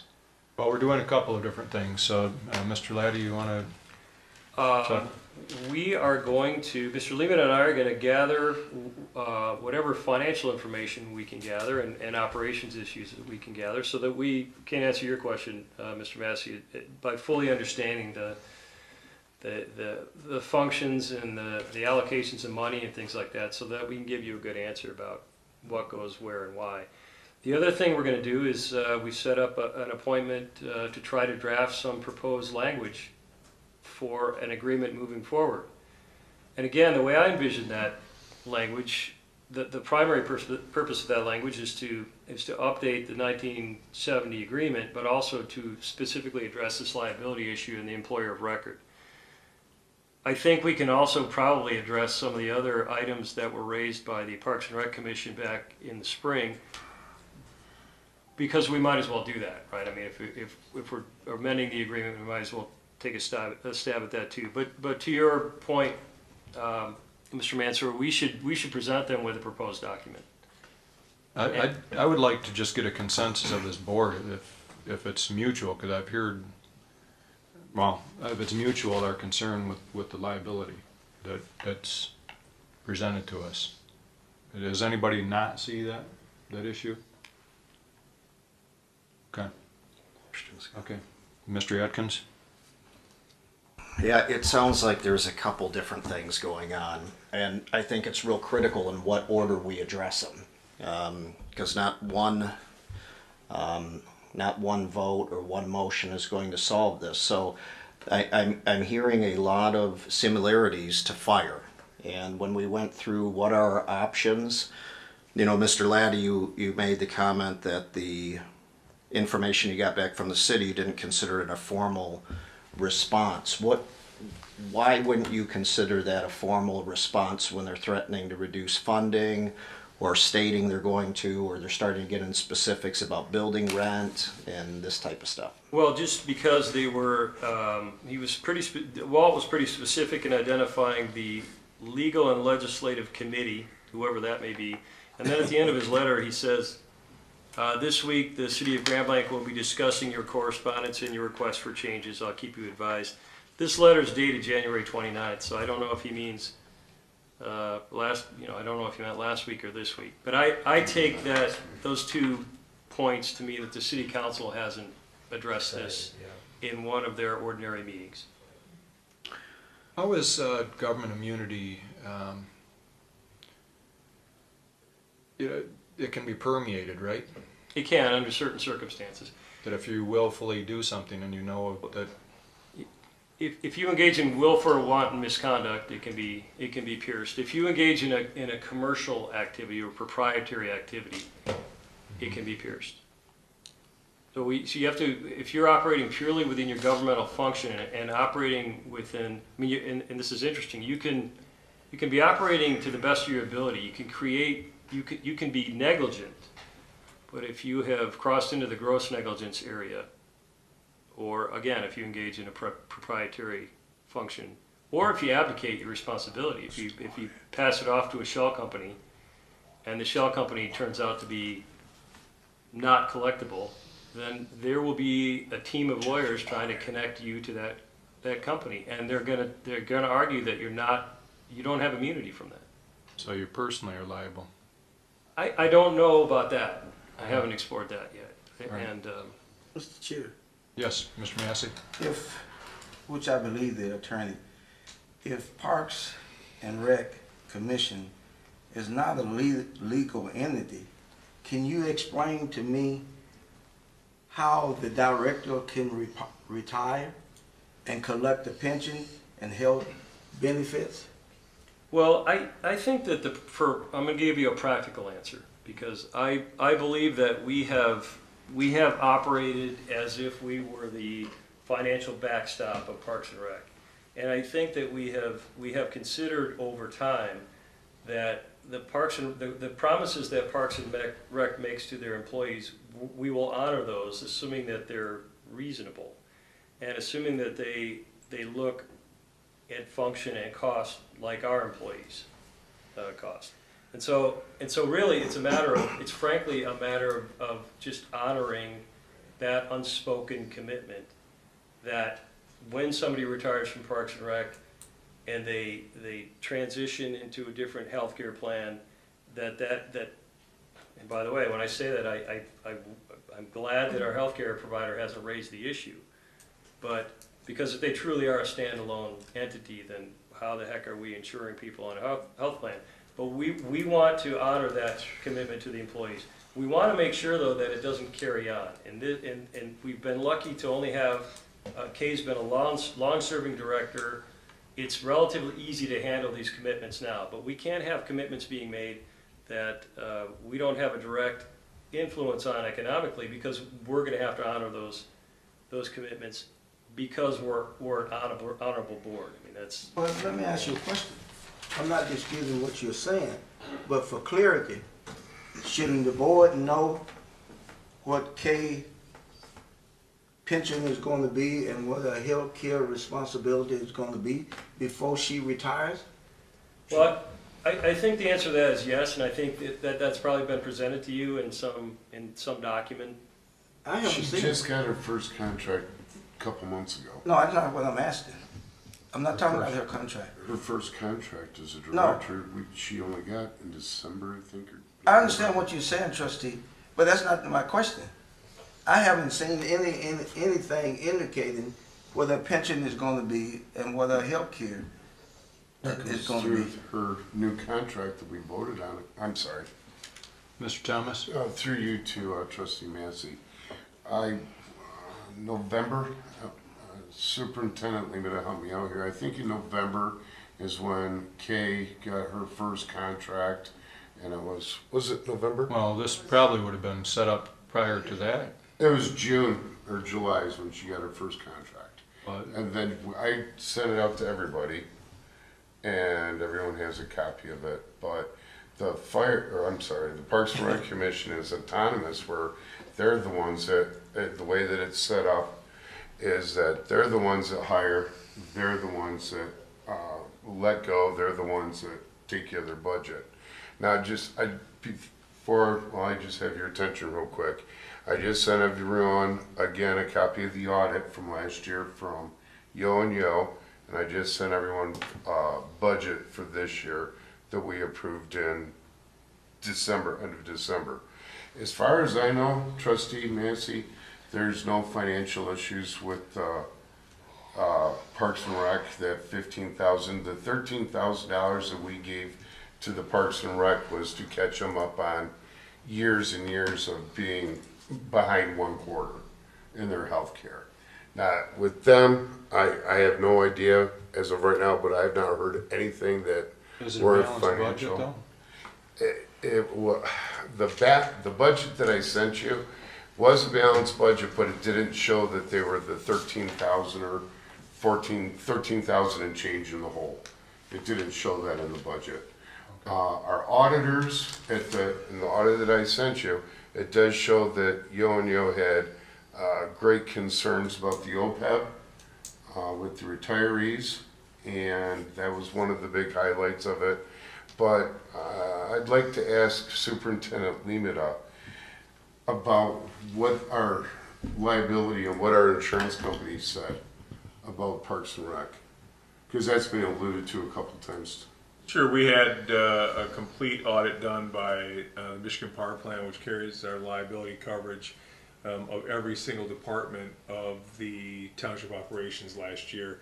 And then they provided us feedback on their findings. They made some recommendations, safety, things like that. The biggest concern that was expressed by them is that they didn't really, until they did the audit, they didn't really understand, because they are also carrying a policy for Parks and Recreation specifically.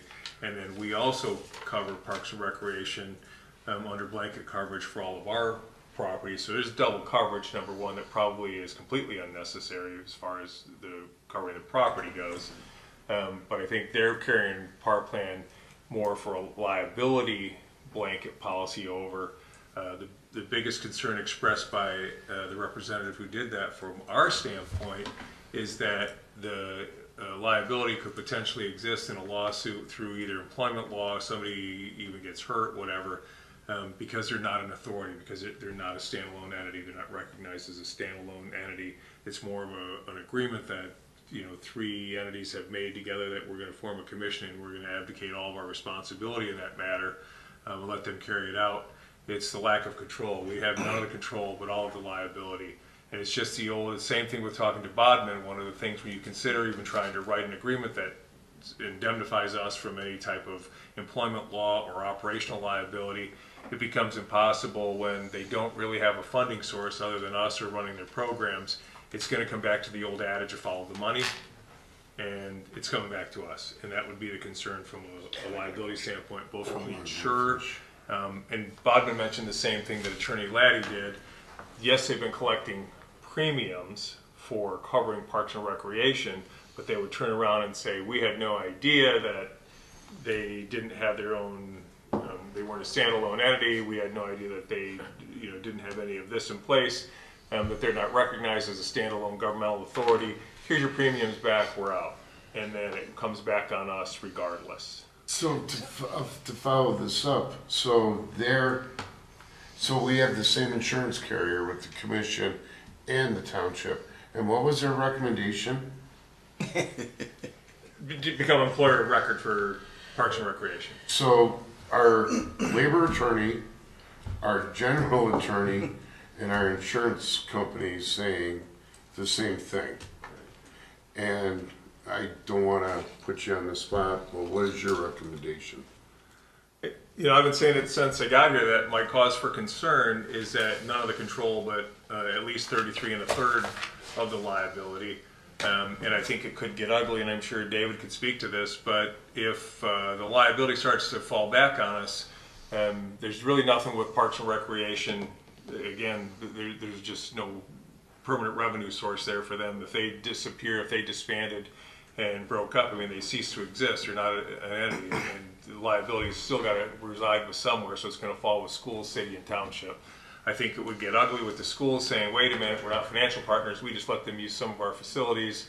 The city's going to say, none of those programs happen here, and we're very minor partners, we only provide the X amount of dollars. I just think that, and the same thing that Bodman felt, is that no matter how you cut it, it's going to keep coming back to us, it's going to be follow the money. And it's a big portion of it, at least 33 1/3% of it is going to land in the lap of the township. Mr. Atkins and then Mr. Answer. Well, I do like the term "follow the money," but if you look at probably more than likely what the city will turn the email to Mr. Laddie, I would bet on that it will turn into a formal response to the same degree of the language. If you look at the city, how they take control, maintain their own parks, and the things that they bring to their parks, what they do in their city, how they collect the revenue. The school is a great partner. You know, they're an excellent partner. They never really get involved in the day-to-day. They want programs. They want to be part of it. They're a great instrumental part of this community. And I think the school is an excellent partner.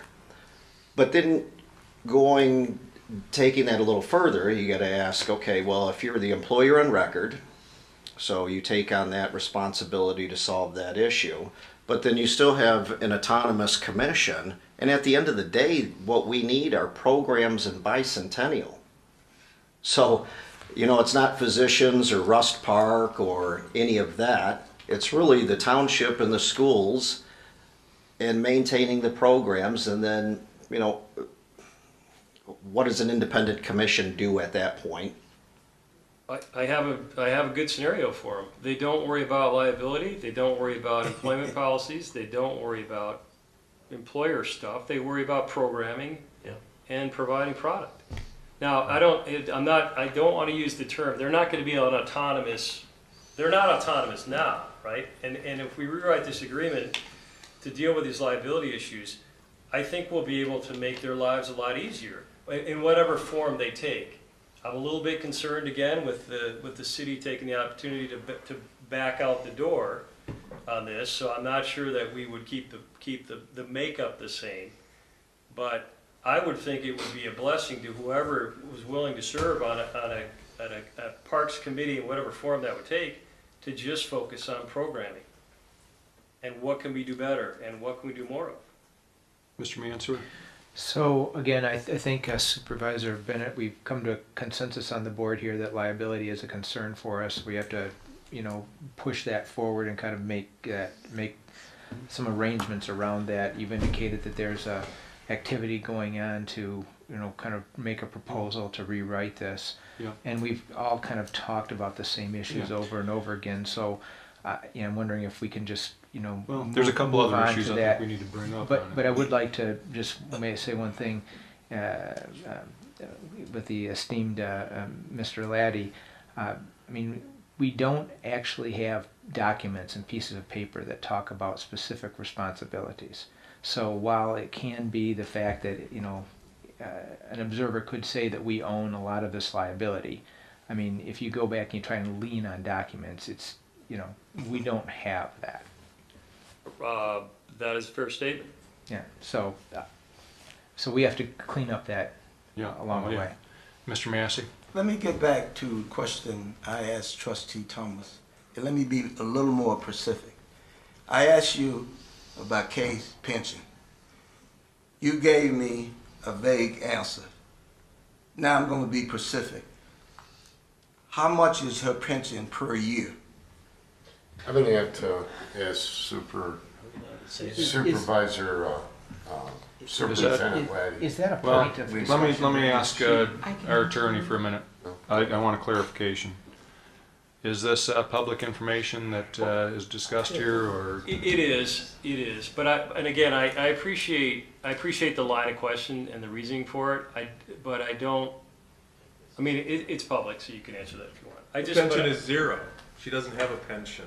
She has a just like all the other employees of the Let Mr. Lima township speak, outside of the please. police department. It's 15% contribution in a defined contribution plan. 15% of her salary annually is put in, and she manages those funds. Okay. Doesn't have a. So there's no obligation on the township? There's zero obligation For health any insurance or pension anything? liability No, for health parks insurance and there is. recreation. Or health insurance obligation? So what's? Health insurance, there's a health insurance obligation that was part of their agreement, that was a motion and a benefit provided by the Parks and Rec Commission.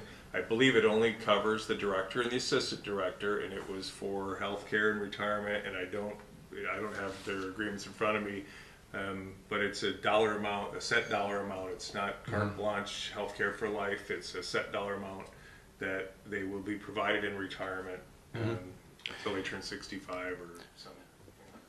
The caveat, it's not a tremendous liability in OPEB either.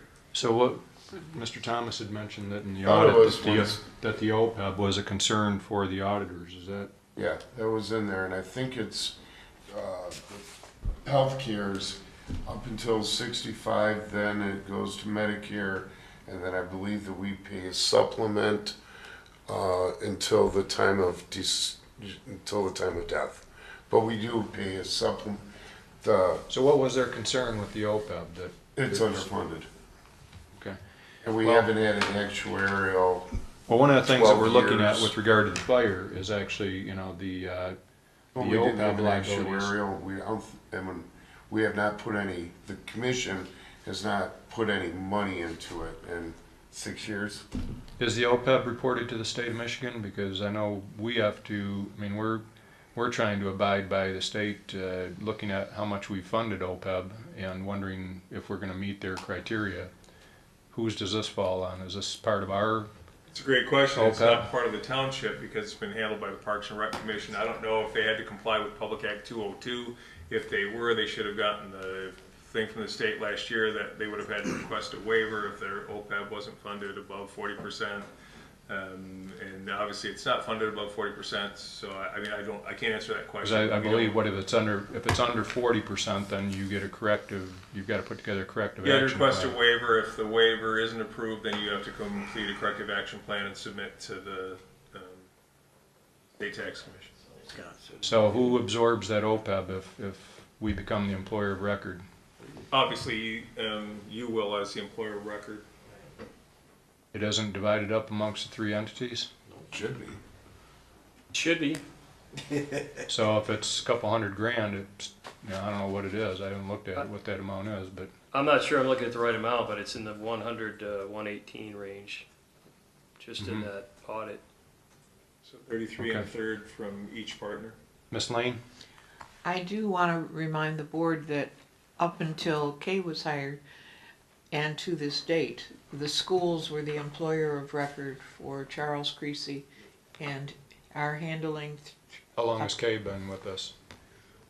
30, 30 40. So that was a few years ago that the school. Yes, but was they're employer still of record. funding all of that, the retirement for Mr. Creasy's spouse and her health care.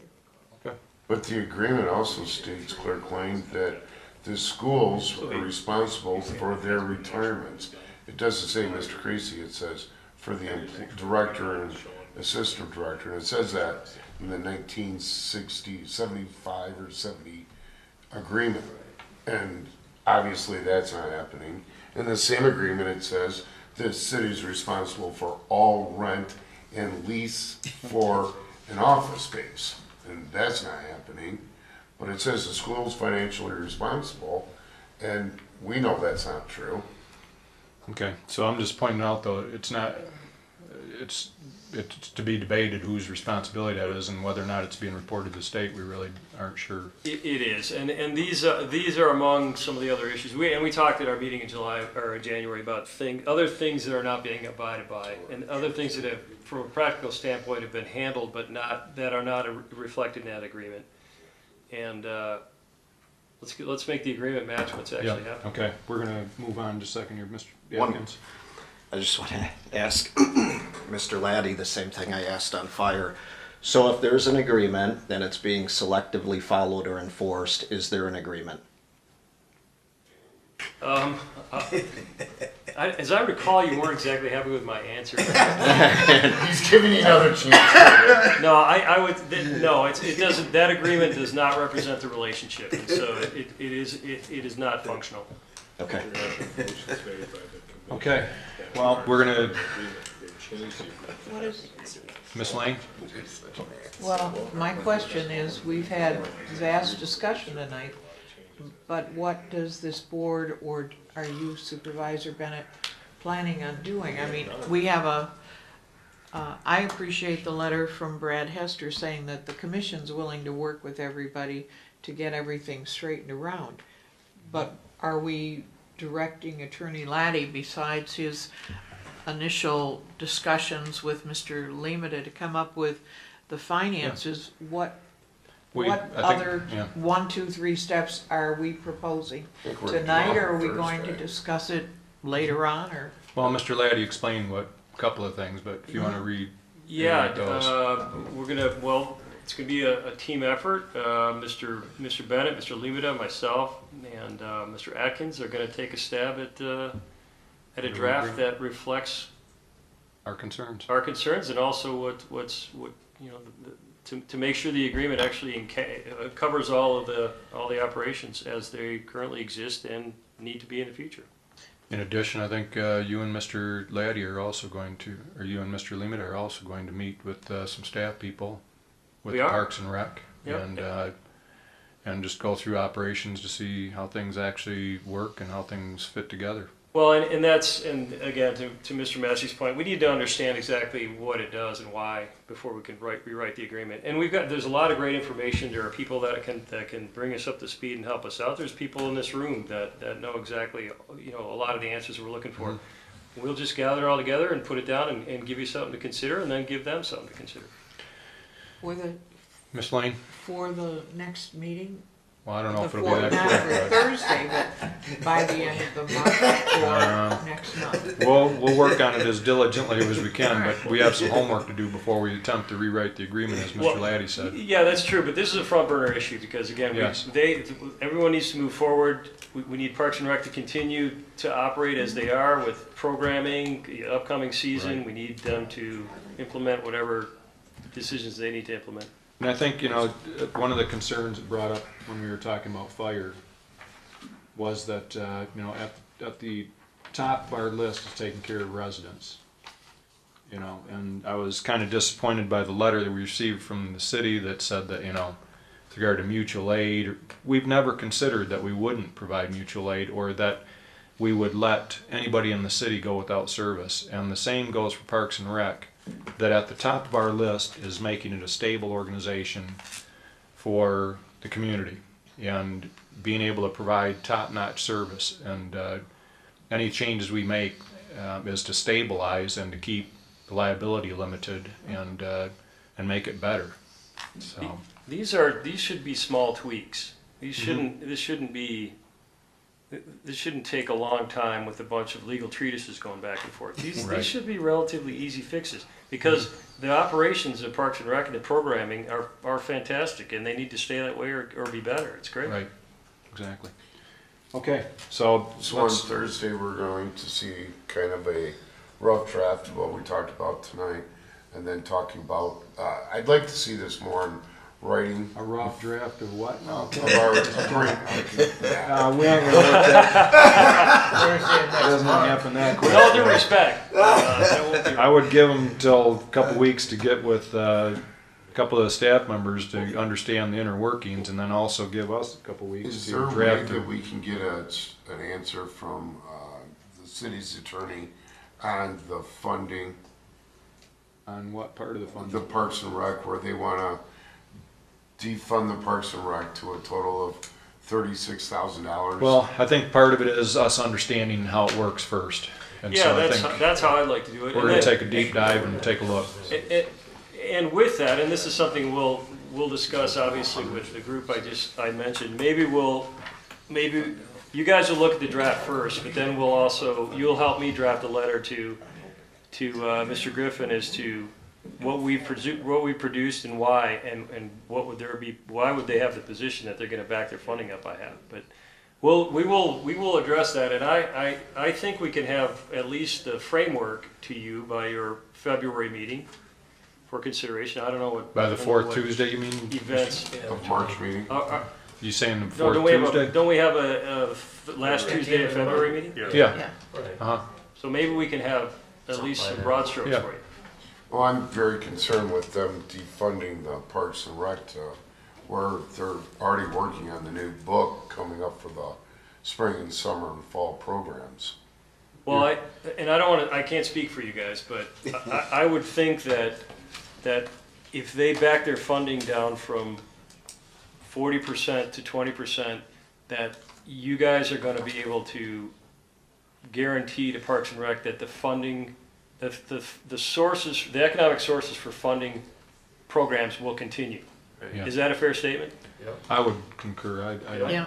I mean, it's not like the staff has to go back and say, "Oh my God, we've Yeah. just lost $80,000. We need to cut." That isn't the No. case. Our objective is to make the park stronger, not to weaken it.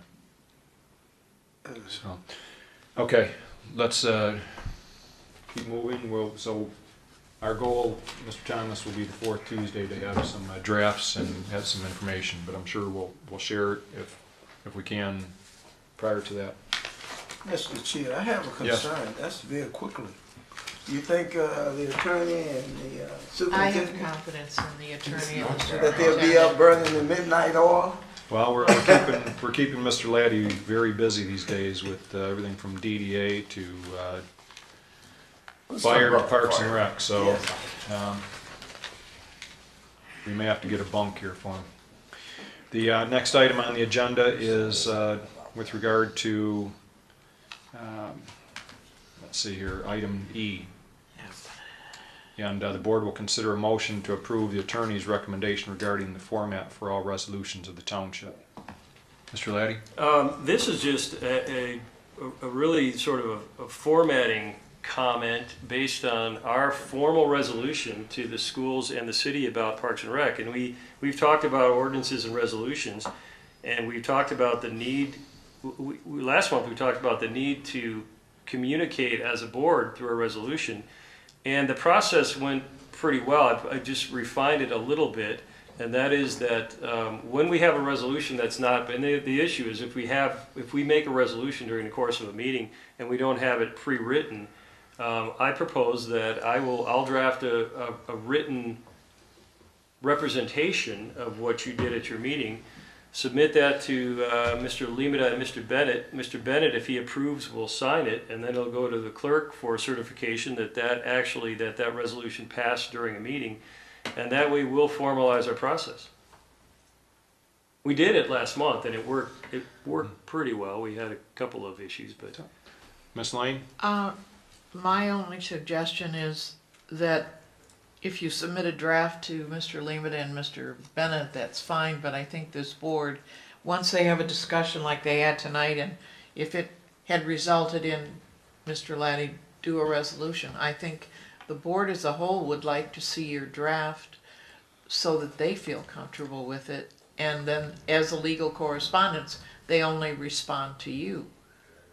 Well, the problem with that is it adds more time. So, for example, with regard to this latest resolution, our idea was to get that out immediately.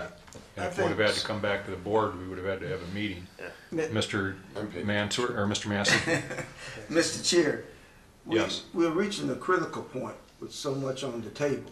So we don't have a lot of time to come back and rediscuss. That's the responsibility of the supervisor, in my opinion, and the superintendent, and the attorney. Because if anything goes wrong, you three are going to be held accountable, I agree. okay? And I have to admit, it's a lot easier to do with the tape. I mean, even though that's not an official record of our action, between the three of us, we can get to the essence of what you're doing. And by the way, I mean, we have a really good example from last month where we were doing it on the fly. It was very confusing. There were a lot of different ideas we were trying to grab together, and frankly, I mean, I think they came out okay. Right, so you just went back to the tape and with a couple people and picked out the right stuff and wrote it down, right? Right. Yeah, it sounds like a good idea. Mr. Mansur, or, So, yeah, Mr. Mansur? so just a comment about that. So, I mean, I agree. We have to be able to, make resolutions. In some cases, we have to have them formalized and a process to do that. But when we talk about making a motion on this particular element of the activity of this board, I mean, this is a motion to approve recommendation on how we format resolutions. We have plenty of other things that we have not adopted any kind of formal motion around. I mean, we don't even operate according to Robert's rules. Just find another one. So I guess my point is here is that as long as we as a group can kind of control ourselves. I mean, I don't understand why we're picking this particular process to go through the motion on. It clarifies whose role it is to write the resolution. And we would like Mr. Laddie to be the one that writes it. That makes sense. Mr. Chair, Yes. Who else is going to write it? I have one Ms. question. Massey?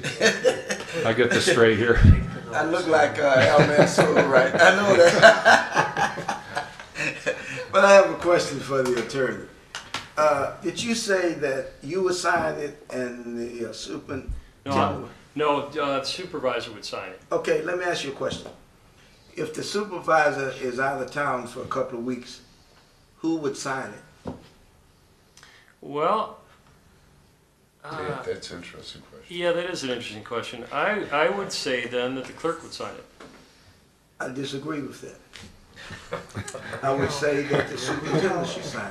Because the reason I'm getting to this, the reason I'm saying this, whatever happens, the superintendent and the supervisor and the attorney are held accountable. Yeah, I understand what you're saying, and I. I don't plan on going anywhere. I don't plan Yeah, on Scott, going anywhere. we've just solved it. He can't leave. And you can send it to me electronically, and I can sign You it. could give it to me and I'll drive over to wherever Scott is and have him sign it and I'll bring it Yeah. back. But it is a There you record of a board action, so it shouldn't be me that signs it. It should be the clerk or the supervisor. Should be elected position, or the treasurer. Well, Maybe you guys. I like should having a something clear easy, format to yeah. how this is to work. And Mr. Mansour's, Robert's rules. I'm not sure any board in government wants to adopt that fully. It really hamstrings us in terms of we'll spend half our time with the parliamentarian. I've only heard of one board member in all my boards that wanted to adopt Roberts, and I'm not going to say who it is, but Yeah. there's only been one. But I guess we could probably hire a full-time parliamentarian. But there are quite a few things that we don't have policy on, and Point of part order. of Point part of of this order, Mr. Chairman. part of this board's responsibility is to develop policy that will make things work smoother. So when we see something that needs a policy, then our board is a policy-driven board. So, Ms. Lane? I have one comment. Sure. The resolution from last time, Mr. Laddie wrote, so I don't know what's changed in the procedure that we've always thought. Because I think you received it and made changes to it. No, it Well, didn't. the resolution that You requested to me that you wanted to make changes to it. the resolution that Yes. that we adopted didn't have the signature of the supervisor, so that is effectively the only change. Is that the supervisor will sign, and then you're going to certify it. Right. The clerk has to certify it, but other than that, it won't change. Right. How it happens But let me say one thing about It resolution. happens anyway. Talking to MTA, the You said you Michigan wanted to see Township it. Authority, the attorney there, the attorneys told me it's not left up to an elected official to sign the resolution. It's basically left up to the board to determine who should sign the resolution. That's Well, then you've just delegated your supervisor. yeah, and the superintendent, if the supervisor is not. You almost got me, but no. I thought I was gonna get you. Let's move on. We got a couple more things to cover here. Next issue is with regard to future positioning, and the board will discuss any updates from the resolution rescinding the joint fire resolution from the meeting of January 22nd, 2019. Mr. Laddie? Again, letters from lawyers.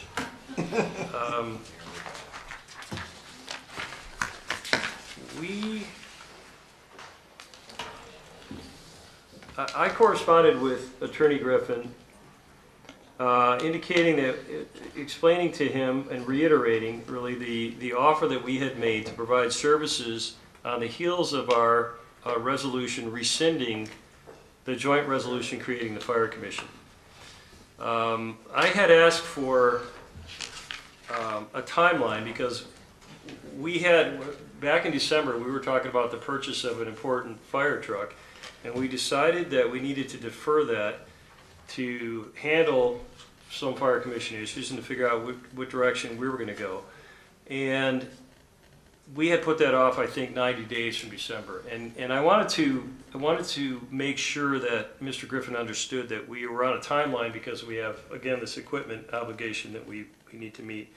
But also, the resolution talks about a 90-day period for the dissolution of the commission. And by the way, we adopted the resolution January 22nd, notified them the day or so after, and then Clerk Lane just recently published the resolution rescinding the joint resolution in the paper more than 60 days before the effective date. The effective date is April 21st or April 25th. And so I wanted to make sure that Attorney Griffin understood our offer, again, to provide services at cost based on the division recommended by the MGT study.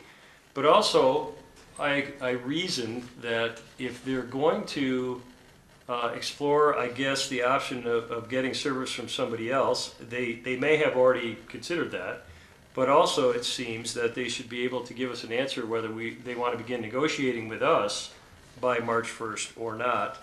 And if they do want to take us up on our offer, then we should be able to hammer out an agreement by April 25th without a problem. I also told him that regardless of what happens, we're going to need to get an appraisal of the existing personal property of the department, reduce it to its present value, and then discuss how we're going to divide who paid into it and who should get what of its value, or whether a piece of equipment will be kept by one entity or the majority kept by the other. And also that we do have to consider a relatively small OPEB obligation that currently exists as far as the fire department personnel.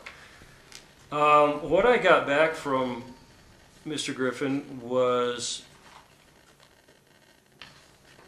that they're gonna, they cannot, he didn't even address my March 1st timeline. He said that this is a very complicated decision, and we have a study that's in the works. We're not sure when that study is going to be finished. And I don't know if we'll have our answer by April 25th. Are you going to abandon us on April 25th? And if you are, then am I going to have to go to circuit court, and we're going to have to bring this issue to a judge's attention? First of all, the one thing that we've said all along, and I said in my letter, we're not going to abandon the city. The only thing that we're proposing to them is that they give us an idea of whether or not the concept of sharing costs, just like we have done for the last 8 years, in nearly the same proportion, with the exception of the unallocated expenses and the properly funded capital fund. Do they want to carry on with that from an economic standpoint? And if they do, let's hammer out an agreement of whatever length. If they want to talk about the use of Fire Station 1, then we could talk about that, but let's get the show on the road. What we don't want to have happen is again, the effective date of the resolution, according to the original resolution, is 90 days. We don't want to find ourselves 90 or 120 days uncertain of what direction we need to head in, with no input from them. And so we need to figure out how we can impress upon them that we need a response. If they're considering accepting service from us, then let's hear a yeah, we're considering it. If they're going in a different direction, then let's have that too. And if they do go in a different direction, they're going to need time to implement that, right? And it's going to take, hypothetically, let's say they want to start their own department. It's going to take them a fair amount of time to get that up to speed, and we can work with them as far as that goes, but we're going to work with them providing service at the number that the MGT study recommends for an amount of time that you guys deem reasonable. And so that was their response, was this is a tough decision, April 25th is coming up fast. Do I have to go to court? Mr. Thomas? Through you to Superintendent Lena, are we getting paid? Not us, is the fire commission getting paid right now through the city? Yeah, they still, the money has come in. I guess through you to the chief, Chief Burdette, how does the pay schedule work? We bill them quarterly for their contribution rate. They're still paying off the last year's contribution. So they haven't paid for this year's contribution? That money is coming in, but tax dollars are already being collected. Okay. You might come up to the microphone so we can, so it's on the record. Okay. One more time, Chief, how does the payment schedule work? The city's on a different calendar year than the township is. Roman? Oh, I'm sorry. Yeah, close. We bill them quarterly for the contributions, just like we do the township. So their contribution that they're paying right now is last year's budget that we have. So they have one more payment for their fourth quarter. When is that due? That we've already billed them for it, and they're going to be paying for it probably after this next meeting, I believe. After when? This next meeting, they'll approve it. Mr. Chair. but their tax dollars already collecting, and that's coming into us. Mr. that's- Atkins, I'm sorry, that's for 2008, they're paying for 2018 right now. And they're not paying for 2019.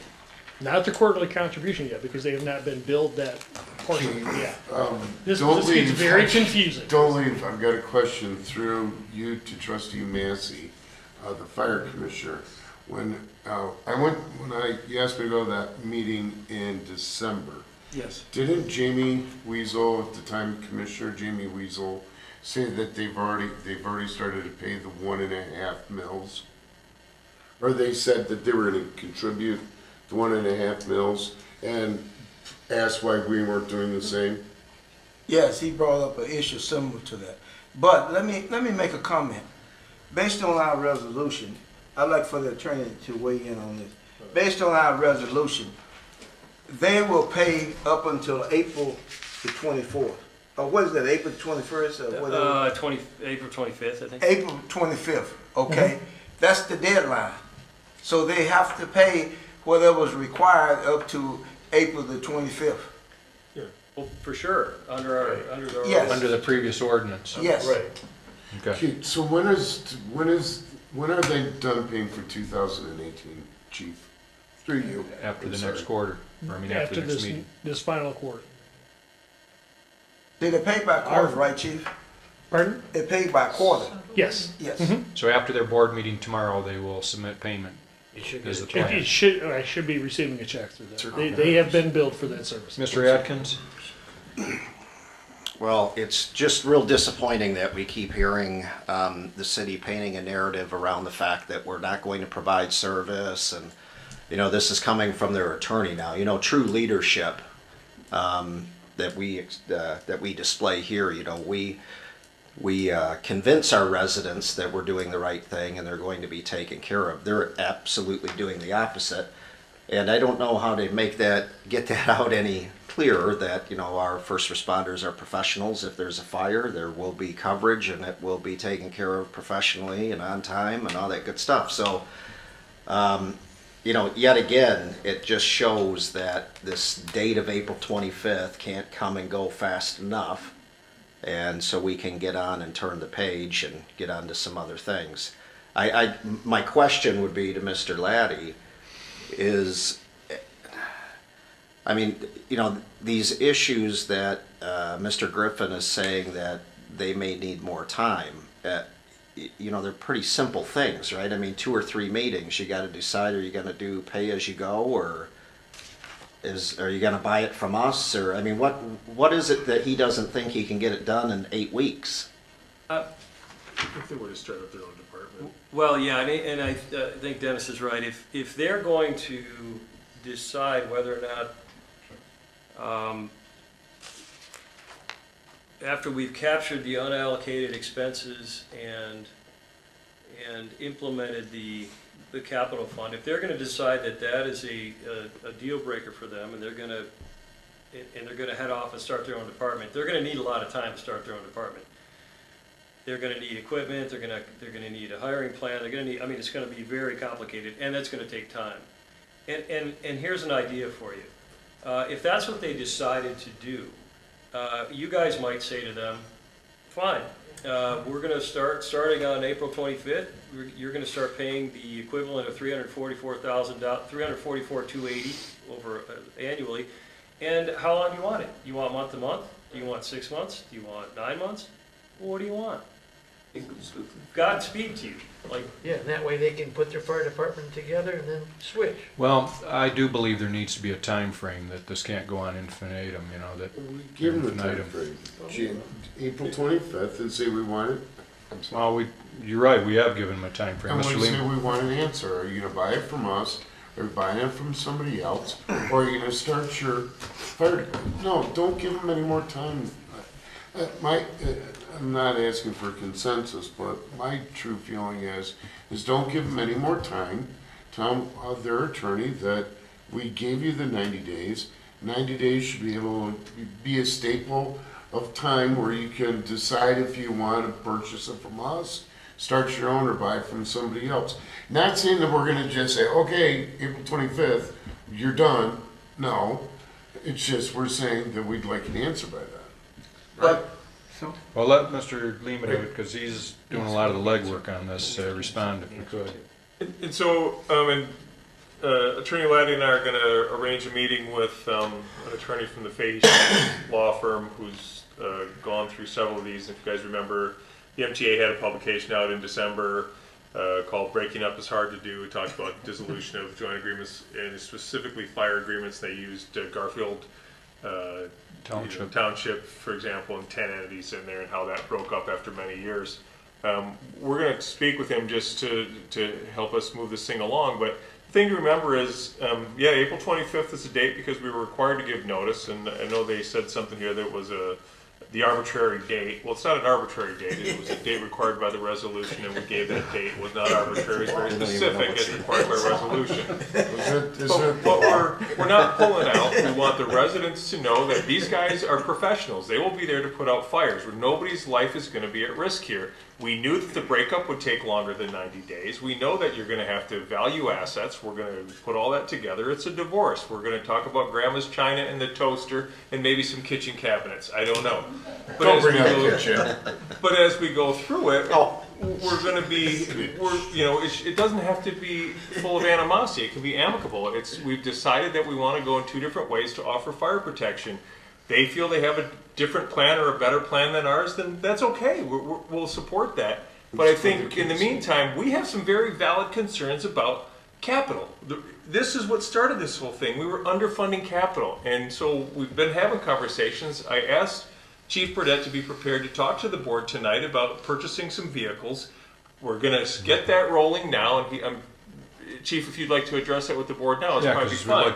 But just so you guys know, we're not sitting on our thumbs here. We're moving forward. Yeah. We're going to start ordering trucks. We have to move forward, and it's critical because we have critical needs with replacing those And vehicles. Mr. Lima can tell you about a few other things we're working on as well as a contingency with fire, so. Yeah, just as an example, the major truck that we're looking at purchasing in April, we're already going to be putting together this package to put out for requests for quotes and get that bid ready. And once April 25th rolls around, we're in the What kind of truck is that we're looking for? A ladder truck or pumper, Yes. or what is it?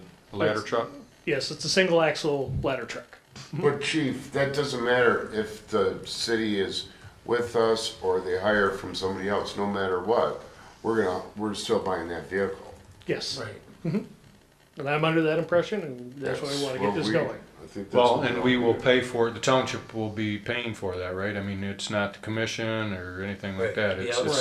It's the township that will be paying for that, and there won't be any issues with dividing up assets with a new fire truck or whatever in order. Correct. I have a question for the Mr. attorney. Gulak, do you have your hand up? No, I was just agreeing Okay. with your Okay. point that we are gonna buy it with township funds and not the millage funds and not our normal township proration, No, it's we'll be township using it. funds. We're not gonna hamstring ourselves as to where Right. it's coming from, but it's gonna be something that we're taking financial responsibility for. Right. Because remember what we did, we dissolved the fire commission. Right. And as of April 25th, that fire commission does not exist anymore, and so we're obligated from that point forward.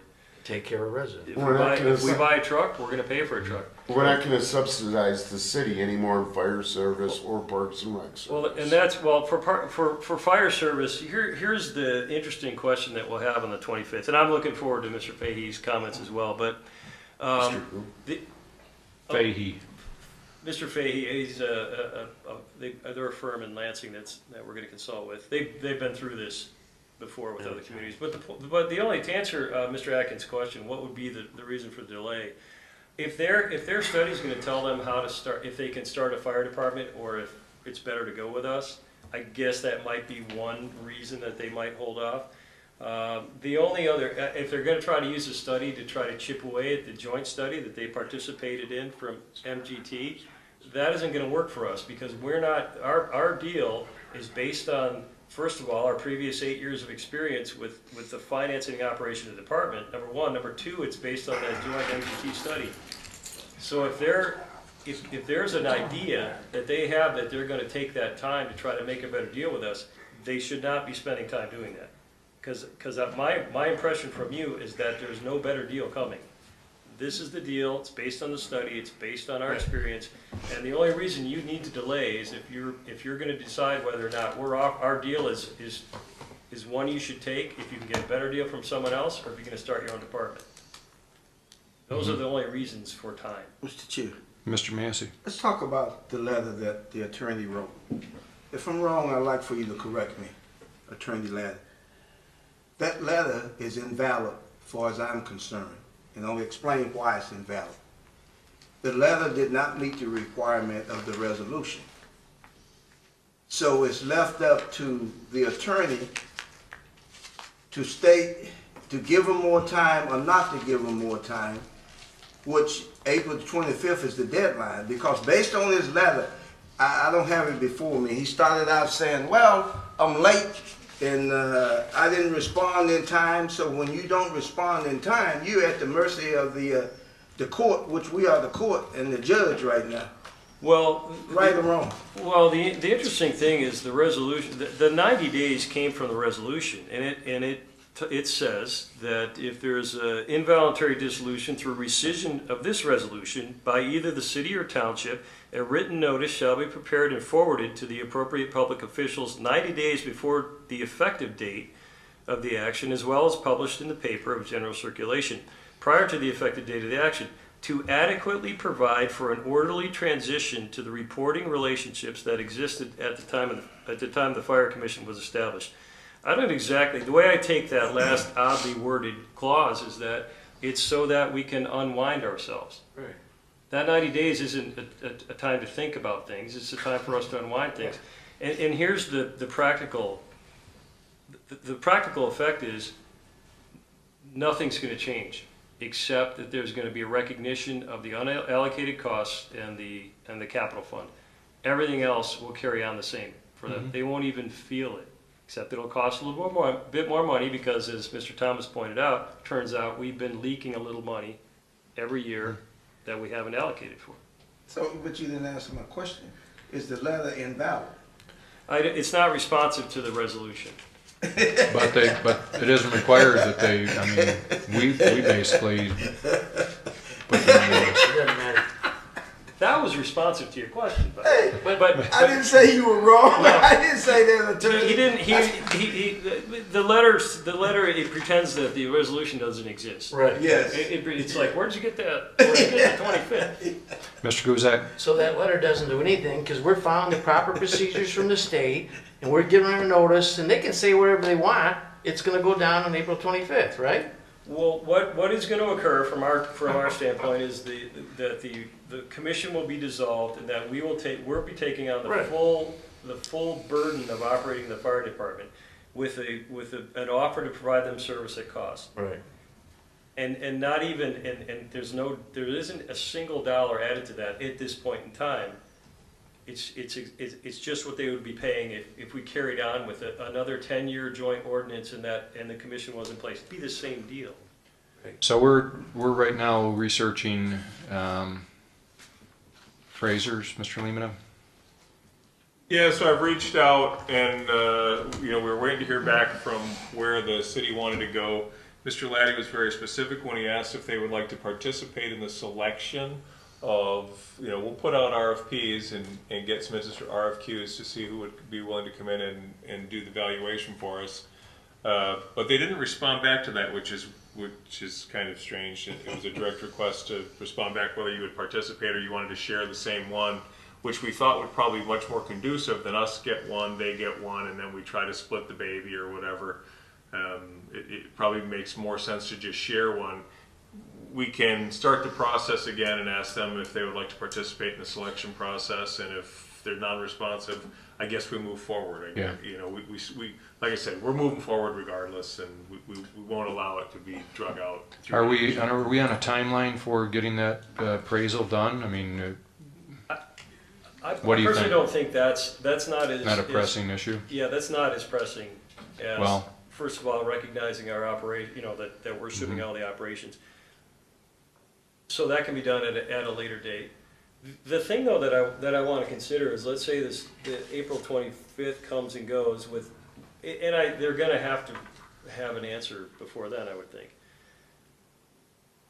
what do we envision happening at that point in time? I sort of envisioned that we would carry on with the service for them in a current configuration in all 3 fire stations, and that their quarterly share would then be 25% of $344,280. Payable directly to the township. Yeah. Now, that's not an agreement in place, but we're prepared to deliver service on April 26th at that rate. And what we do want to have a decision as far as, are we going to have an agreement, and what time will that agreement? So what happens if they're non-respondent to, to our letters? I mean, because at this point, what I'm hearing is we want more time to study and consider our options, what have you. That's not a commitment that, hey, we're going on our own or we're using you.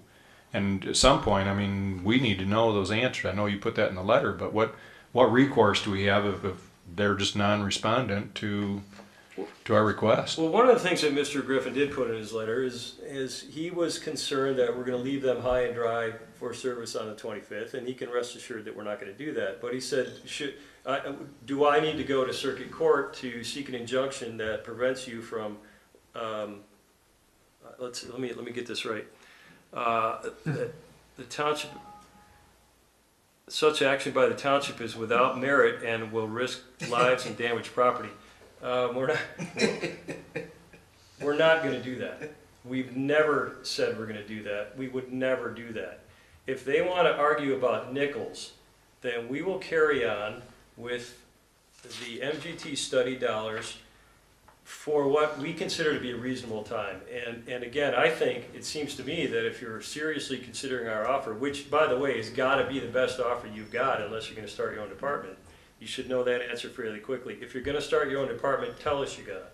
And then we'll figure out what a reasonable time is. And if we don't get an answer from them, then we may walk up to circuit court, not because we're putting lives at risk and property, but because we can't continue to carry on with these indecisive partners, and we can't continue to subsidize the fire department. Let me ask you a question, attorney. If we, just say we responded to that letter, now that leaves it open that legally it could hold us responsible for going beyond April the 25th. Well, you know what? That's an interesting point. I think we'd be willing to commit to going beyond April 25th to provide services for them at $344,280. I think we'd be willing to commit to that. Yeah, we'll commit to that. That's the obligation Yes. we're prepared to make. Now, we don't want them to be on a month-to-month basis for the next 10 years. That'd be at least a quarter. But we're prepared to recognize. We need some explanation of where they're going. They need to, after the two years of this, they need to have decided where they're going to go. So what I'm hearing, Mr. Laddie, is that, okay, they mentioned going to circuit court to get an injunction to keep us from not providing service to them, which we've never even considered. But on the flip side of it, if it's April 28th and we're still providing them service and we don't know what direction they're going in, we could obviously go to court and say we need this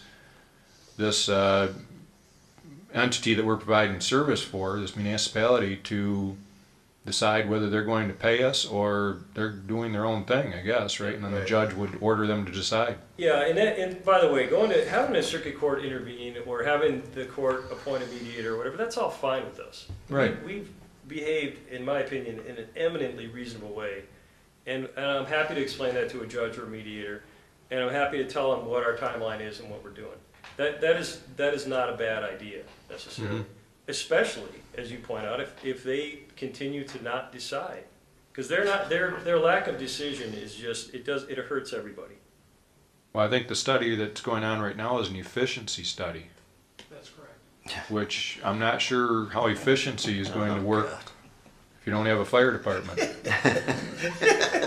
But Mr. Massey? Yeah, attorney, when I read the letter that Attorney Griffin sent, here's what I got from it. Attorney Griffin listened to our video and he reversed what we said. he heard us say in the video, mention the word injunction.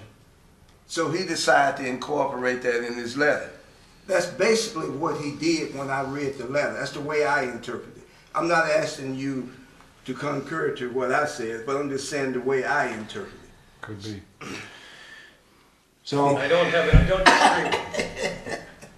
so anyways, we're going to talk probably coming up, our fourth Tuesday meeting with regard to, you'll have some RFQs, not necessarily have them back yet, but you're in the midst of preparing what you would send out, Yes.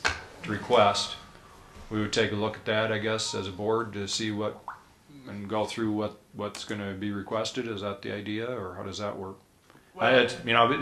What's changing here is this is becoming an operational issue too, that, the fire department's going to fall under Mr. Limata, and our fire chief is gonna be a department head, for Mr. Limata, and, so, much of these issues that came before the fire commission, or maybe even some of them that came before this board, will become operational. Obviously, this expenditure exceeds the superintendent's spending authority. But what's the process that we envision for this RFQ for the fire truck? I have a group of firefighters that are having a final meeting with one of the vendors next week to put together a final bid packet that'll be sent out to numerous vendors throughout the United States. Okay. And hopefully we'll get that information back, and then we'll be able to open those up and review them and see if there's anyone that's different or better than what we're presently planning on. So is there a wide variation in the equipment that can be requested? Is it, is it gonna? There's a wide variation. I'll give you an example on for ladders alone.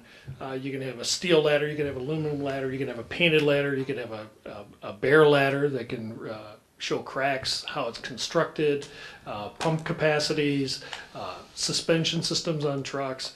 It's basically an a la carte of a truck. So your guys are gonna go through it? They're already doing that right now, yes. Okay, all right. Can I just add one point on Yes, this topic? sure. And then what I'd like to do maybe is I'll provide you with some of my thoughts regarding a potential response to Mr. Griffin's letter, and maybe we can discuss that on Thursday for a period of time if you want. Okay. Thursday or, oh, okay. And just for clarification, when we get an appraisal of the equipment, and what depreciation is part of that equation, obviously, right? But then OPEB would be as well, correct? Yeah, and that might take a separate consultant to break that down to a present day value. So that would be subtracted from whatever assets are remaining, the value of the assets that are remaining. Yeah, it'll have to be factored in, and as we value the entire thing, it will become part of the valuation process.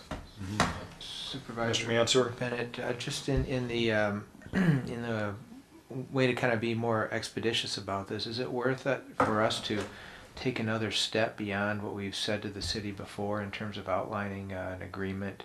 Say, we talked about at cost, but should we put any more parameters down there for them to kind of understand our proposal better, so they have something more to react to, or is it not? Or are we expecting them to draft up something and kind of get it back to us? Very good point, Mr. Mansour. We've had a little bit of discussion on this, but Mr. Well, we will, Lady? and that's a good point. What we've done now, and again, the service speaks for itself, right? I mean, we know how it operates, we know the level of service that we can provide, and we can make a commitment to that level of service. We also know the dollar amounts. The only thing we don't know really is the length of time that they would want it for. And that's something that has to be considered. We also don't know if they're going to make some demand about having Fire Station 1 be the primary point of operation. And that will be something that I think we'd have to consider very seriously, because I'm not sure that would be a big commitment for us, I would think. So I guess I'm happy to reiterate to them that we will commit to the level of service that we currently have for the city residents and township residents at the price that we quoted, and that we'd like it to be a long-term arrangement. We'd like it to be years and years and years. But if they need something different, talk to us about it. But at this point, I'm not even sure they're recognizing that this is our offer. And the other thing I want to make sure to them that they understand is this is our offer. I think that was the whole point behind it, because based on their response, it seems like that wasn't crystal clear to them. So if we have a specific proposal to them that they can either say yes or no, or make amendments to or recommendations, and we would want to address, I think, I'm not sure about the Fire Station 1 issue, but I think we ought to also throw in there the, protection of the schools. Say that again, I'm sorry. That we would, under all circumstances, we would cover fire protection for the schools, right? I mean, chances are 85% of the kids in those schools are ours anyway, so that makes sense. But I mean, something again a little bit more substantive for them to react to. Okay. And I know Mr. Massey's brought up to my attention that the schools are something we need to make sure that everybody knows we're going to take care of, regardless of what the city decides to do. But one thing that I know that I'm not sure where the city's going, if they're going to do their own thing or what, and none of us do. But we have to be prepared for contingency if we have to house firefighters at Fire Station 2 and 3. 2 obviously is here on our premise. 3 is on Baldwin Road. But I know, at the same time, we've actually been having a needs assessment for our space. The board approved us to use the firm that was used, 20 some years ago, that helped design the campus at that time. But since we've acquired the property behind this facility, we wanted to employ, how is this property or this campus best utilized. Mr. Limita and the department heads here have been meeting with Redstone to look at what projected space needs are in the future. And I think Mr. Limita even talked to them about, well, I know he did because I was at the meeting, but spoke with them about fire. So I don't know if you want to elaborate a little bit on some of your discussion with Redstone with regard to fire. I think the board might find this interesting. As part of our space needs assessment that the Redstone architecture firm was doing, we obviously was kind of, the emphasis was the DPW and the purchase of playland, but of course fire services became moved a little bit to the forefront, and so we had that looked at as well. I think one of the interesting parts of this, and I rest assured we have a plan in place, we have a real good idea. We went through the preliminaries on Friday or last week anyways, and went through all the preliminaries, made some adjustments, and then the final will be coming back, the final draft for review, and then it will be presented to the board relatively quick here, probably in March. But it is one of the coolest things is that as part of this, we had them look at, they used Beckett and Rader, and we had them look at a runtime analysis for our fire. And we looked at a lot of different scenarios using fire stations 1, 2, and 3. Carrying on service just like we are now, making number 2 manned and making it the primary, and just having number 2 and number 3, and we're only responding to the entire service area still.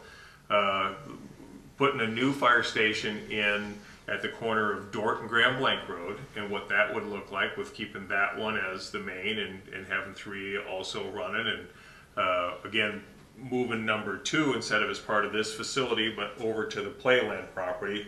And so we ran a variety of scenarios. I'm happy to report that when you look at where we are right now in a runtime analysis, if we take and rebuild number 2 over off of the playland property, we don't really miss a beat as far as still remaining where we are on run times and well within NFPA standards. The only place that was pushing it was on the far east side on Vassar Road. And so we have to look at that to consider what would happen. Clearly the obvious best for coverage is having 1, 2, and 3 all working in concert to cover the entire Grand Blanc community. But if we had to go with a manned number 2, if the city decided to walk out and they're doing their own thing and we man number 2, we don't miss a beat as far as township residents go as far as coverage and run times. We're going to be within the NFPA standards. And so I think looking at all those different various runtime analyses was very helpful. One thing we did find out is building a brand new station at Grand Blanc and Dort is not a good scenario. It doesn't make sense. We don't gain enough to warrant having the station there. So I think that was very interesting because we were thinking that off the top of our head that made sense, but the runtime analysis don't support it. So I feel very confident with the information we're getting back. We're certainly going to have the square footage needs. They did a workup of station number 3 if we had to man it, and I think it was very workable.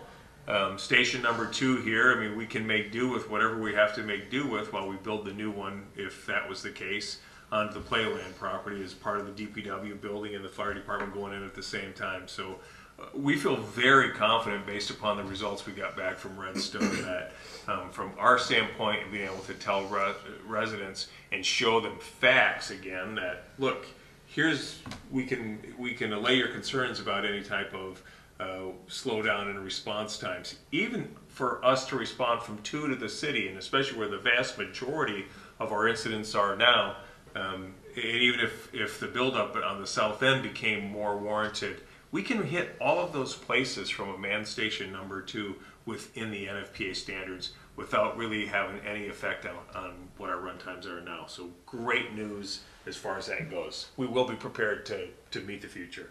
Mr. Atkins?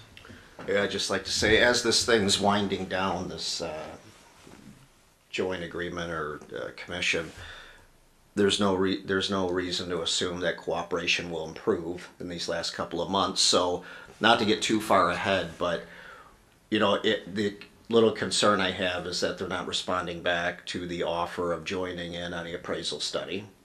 So, if we go with the appraisal, we get the report back.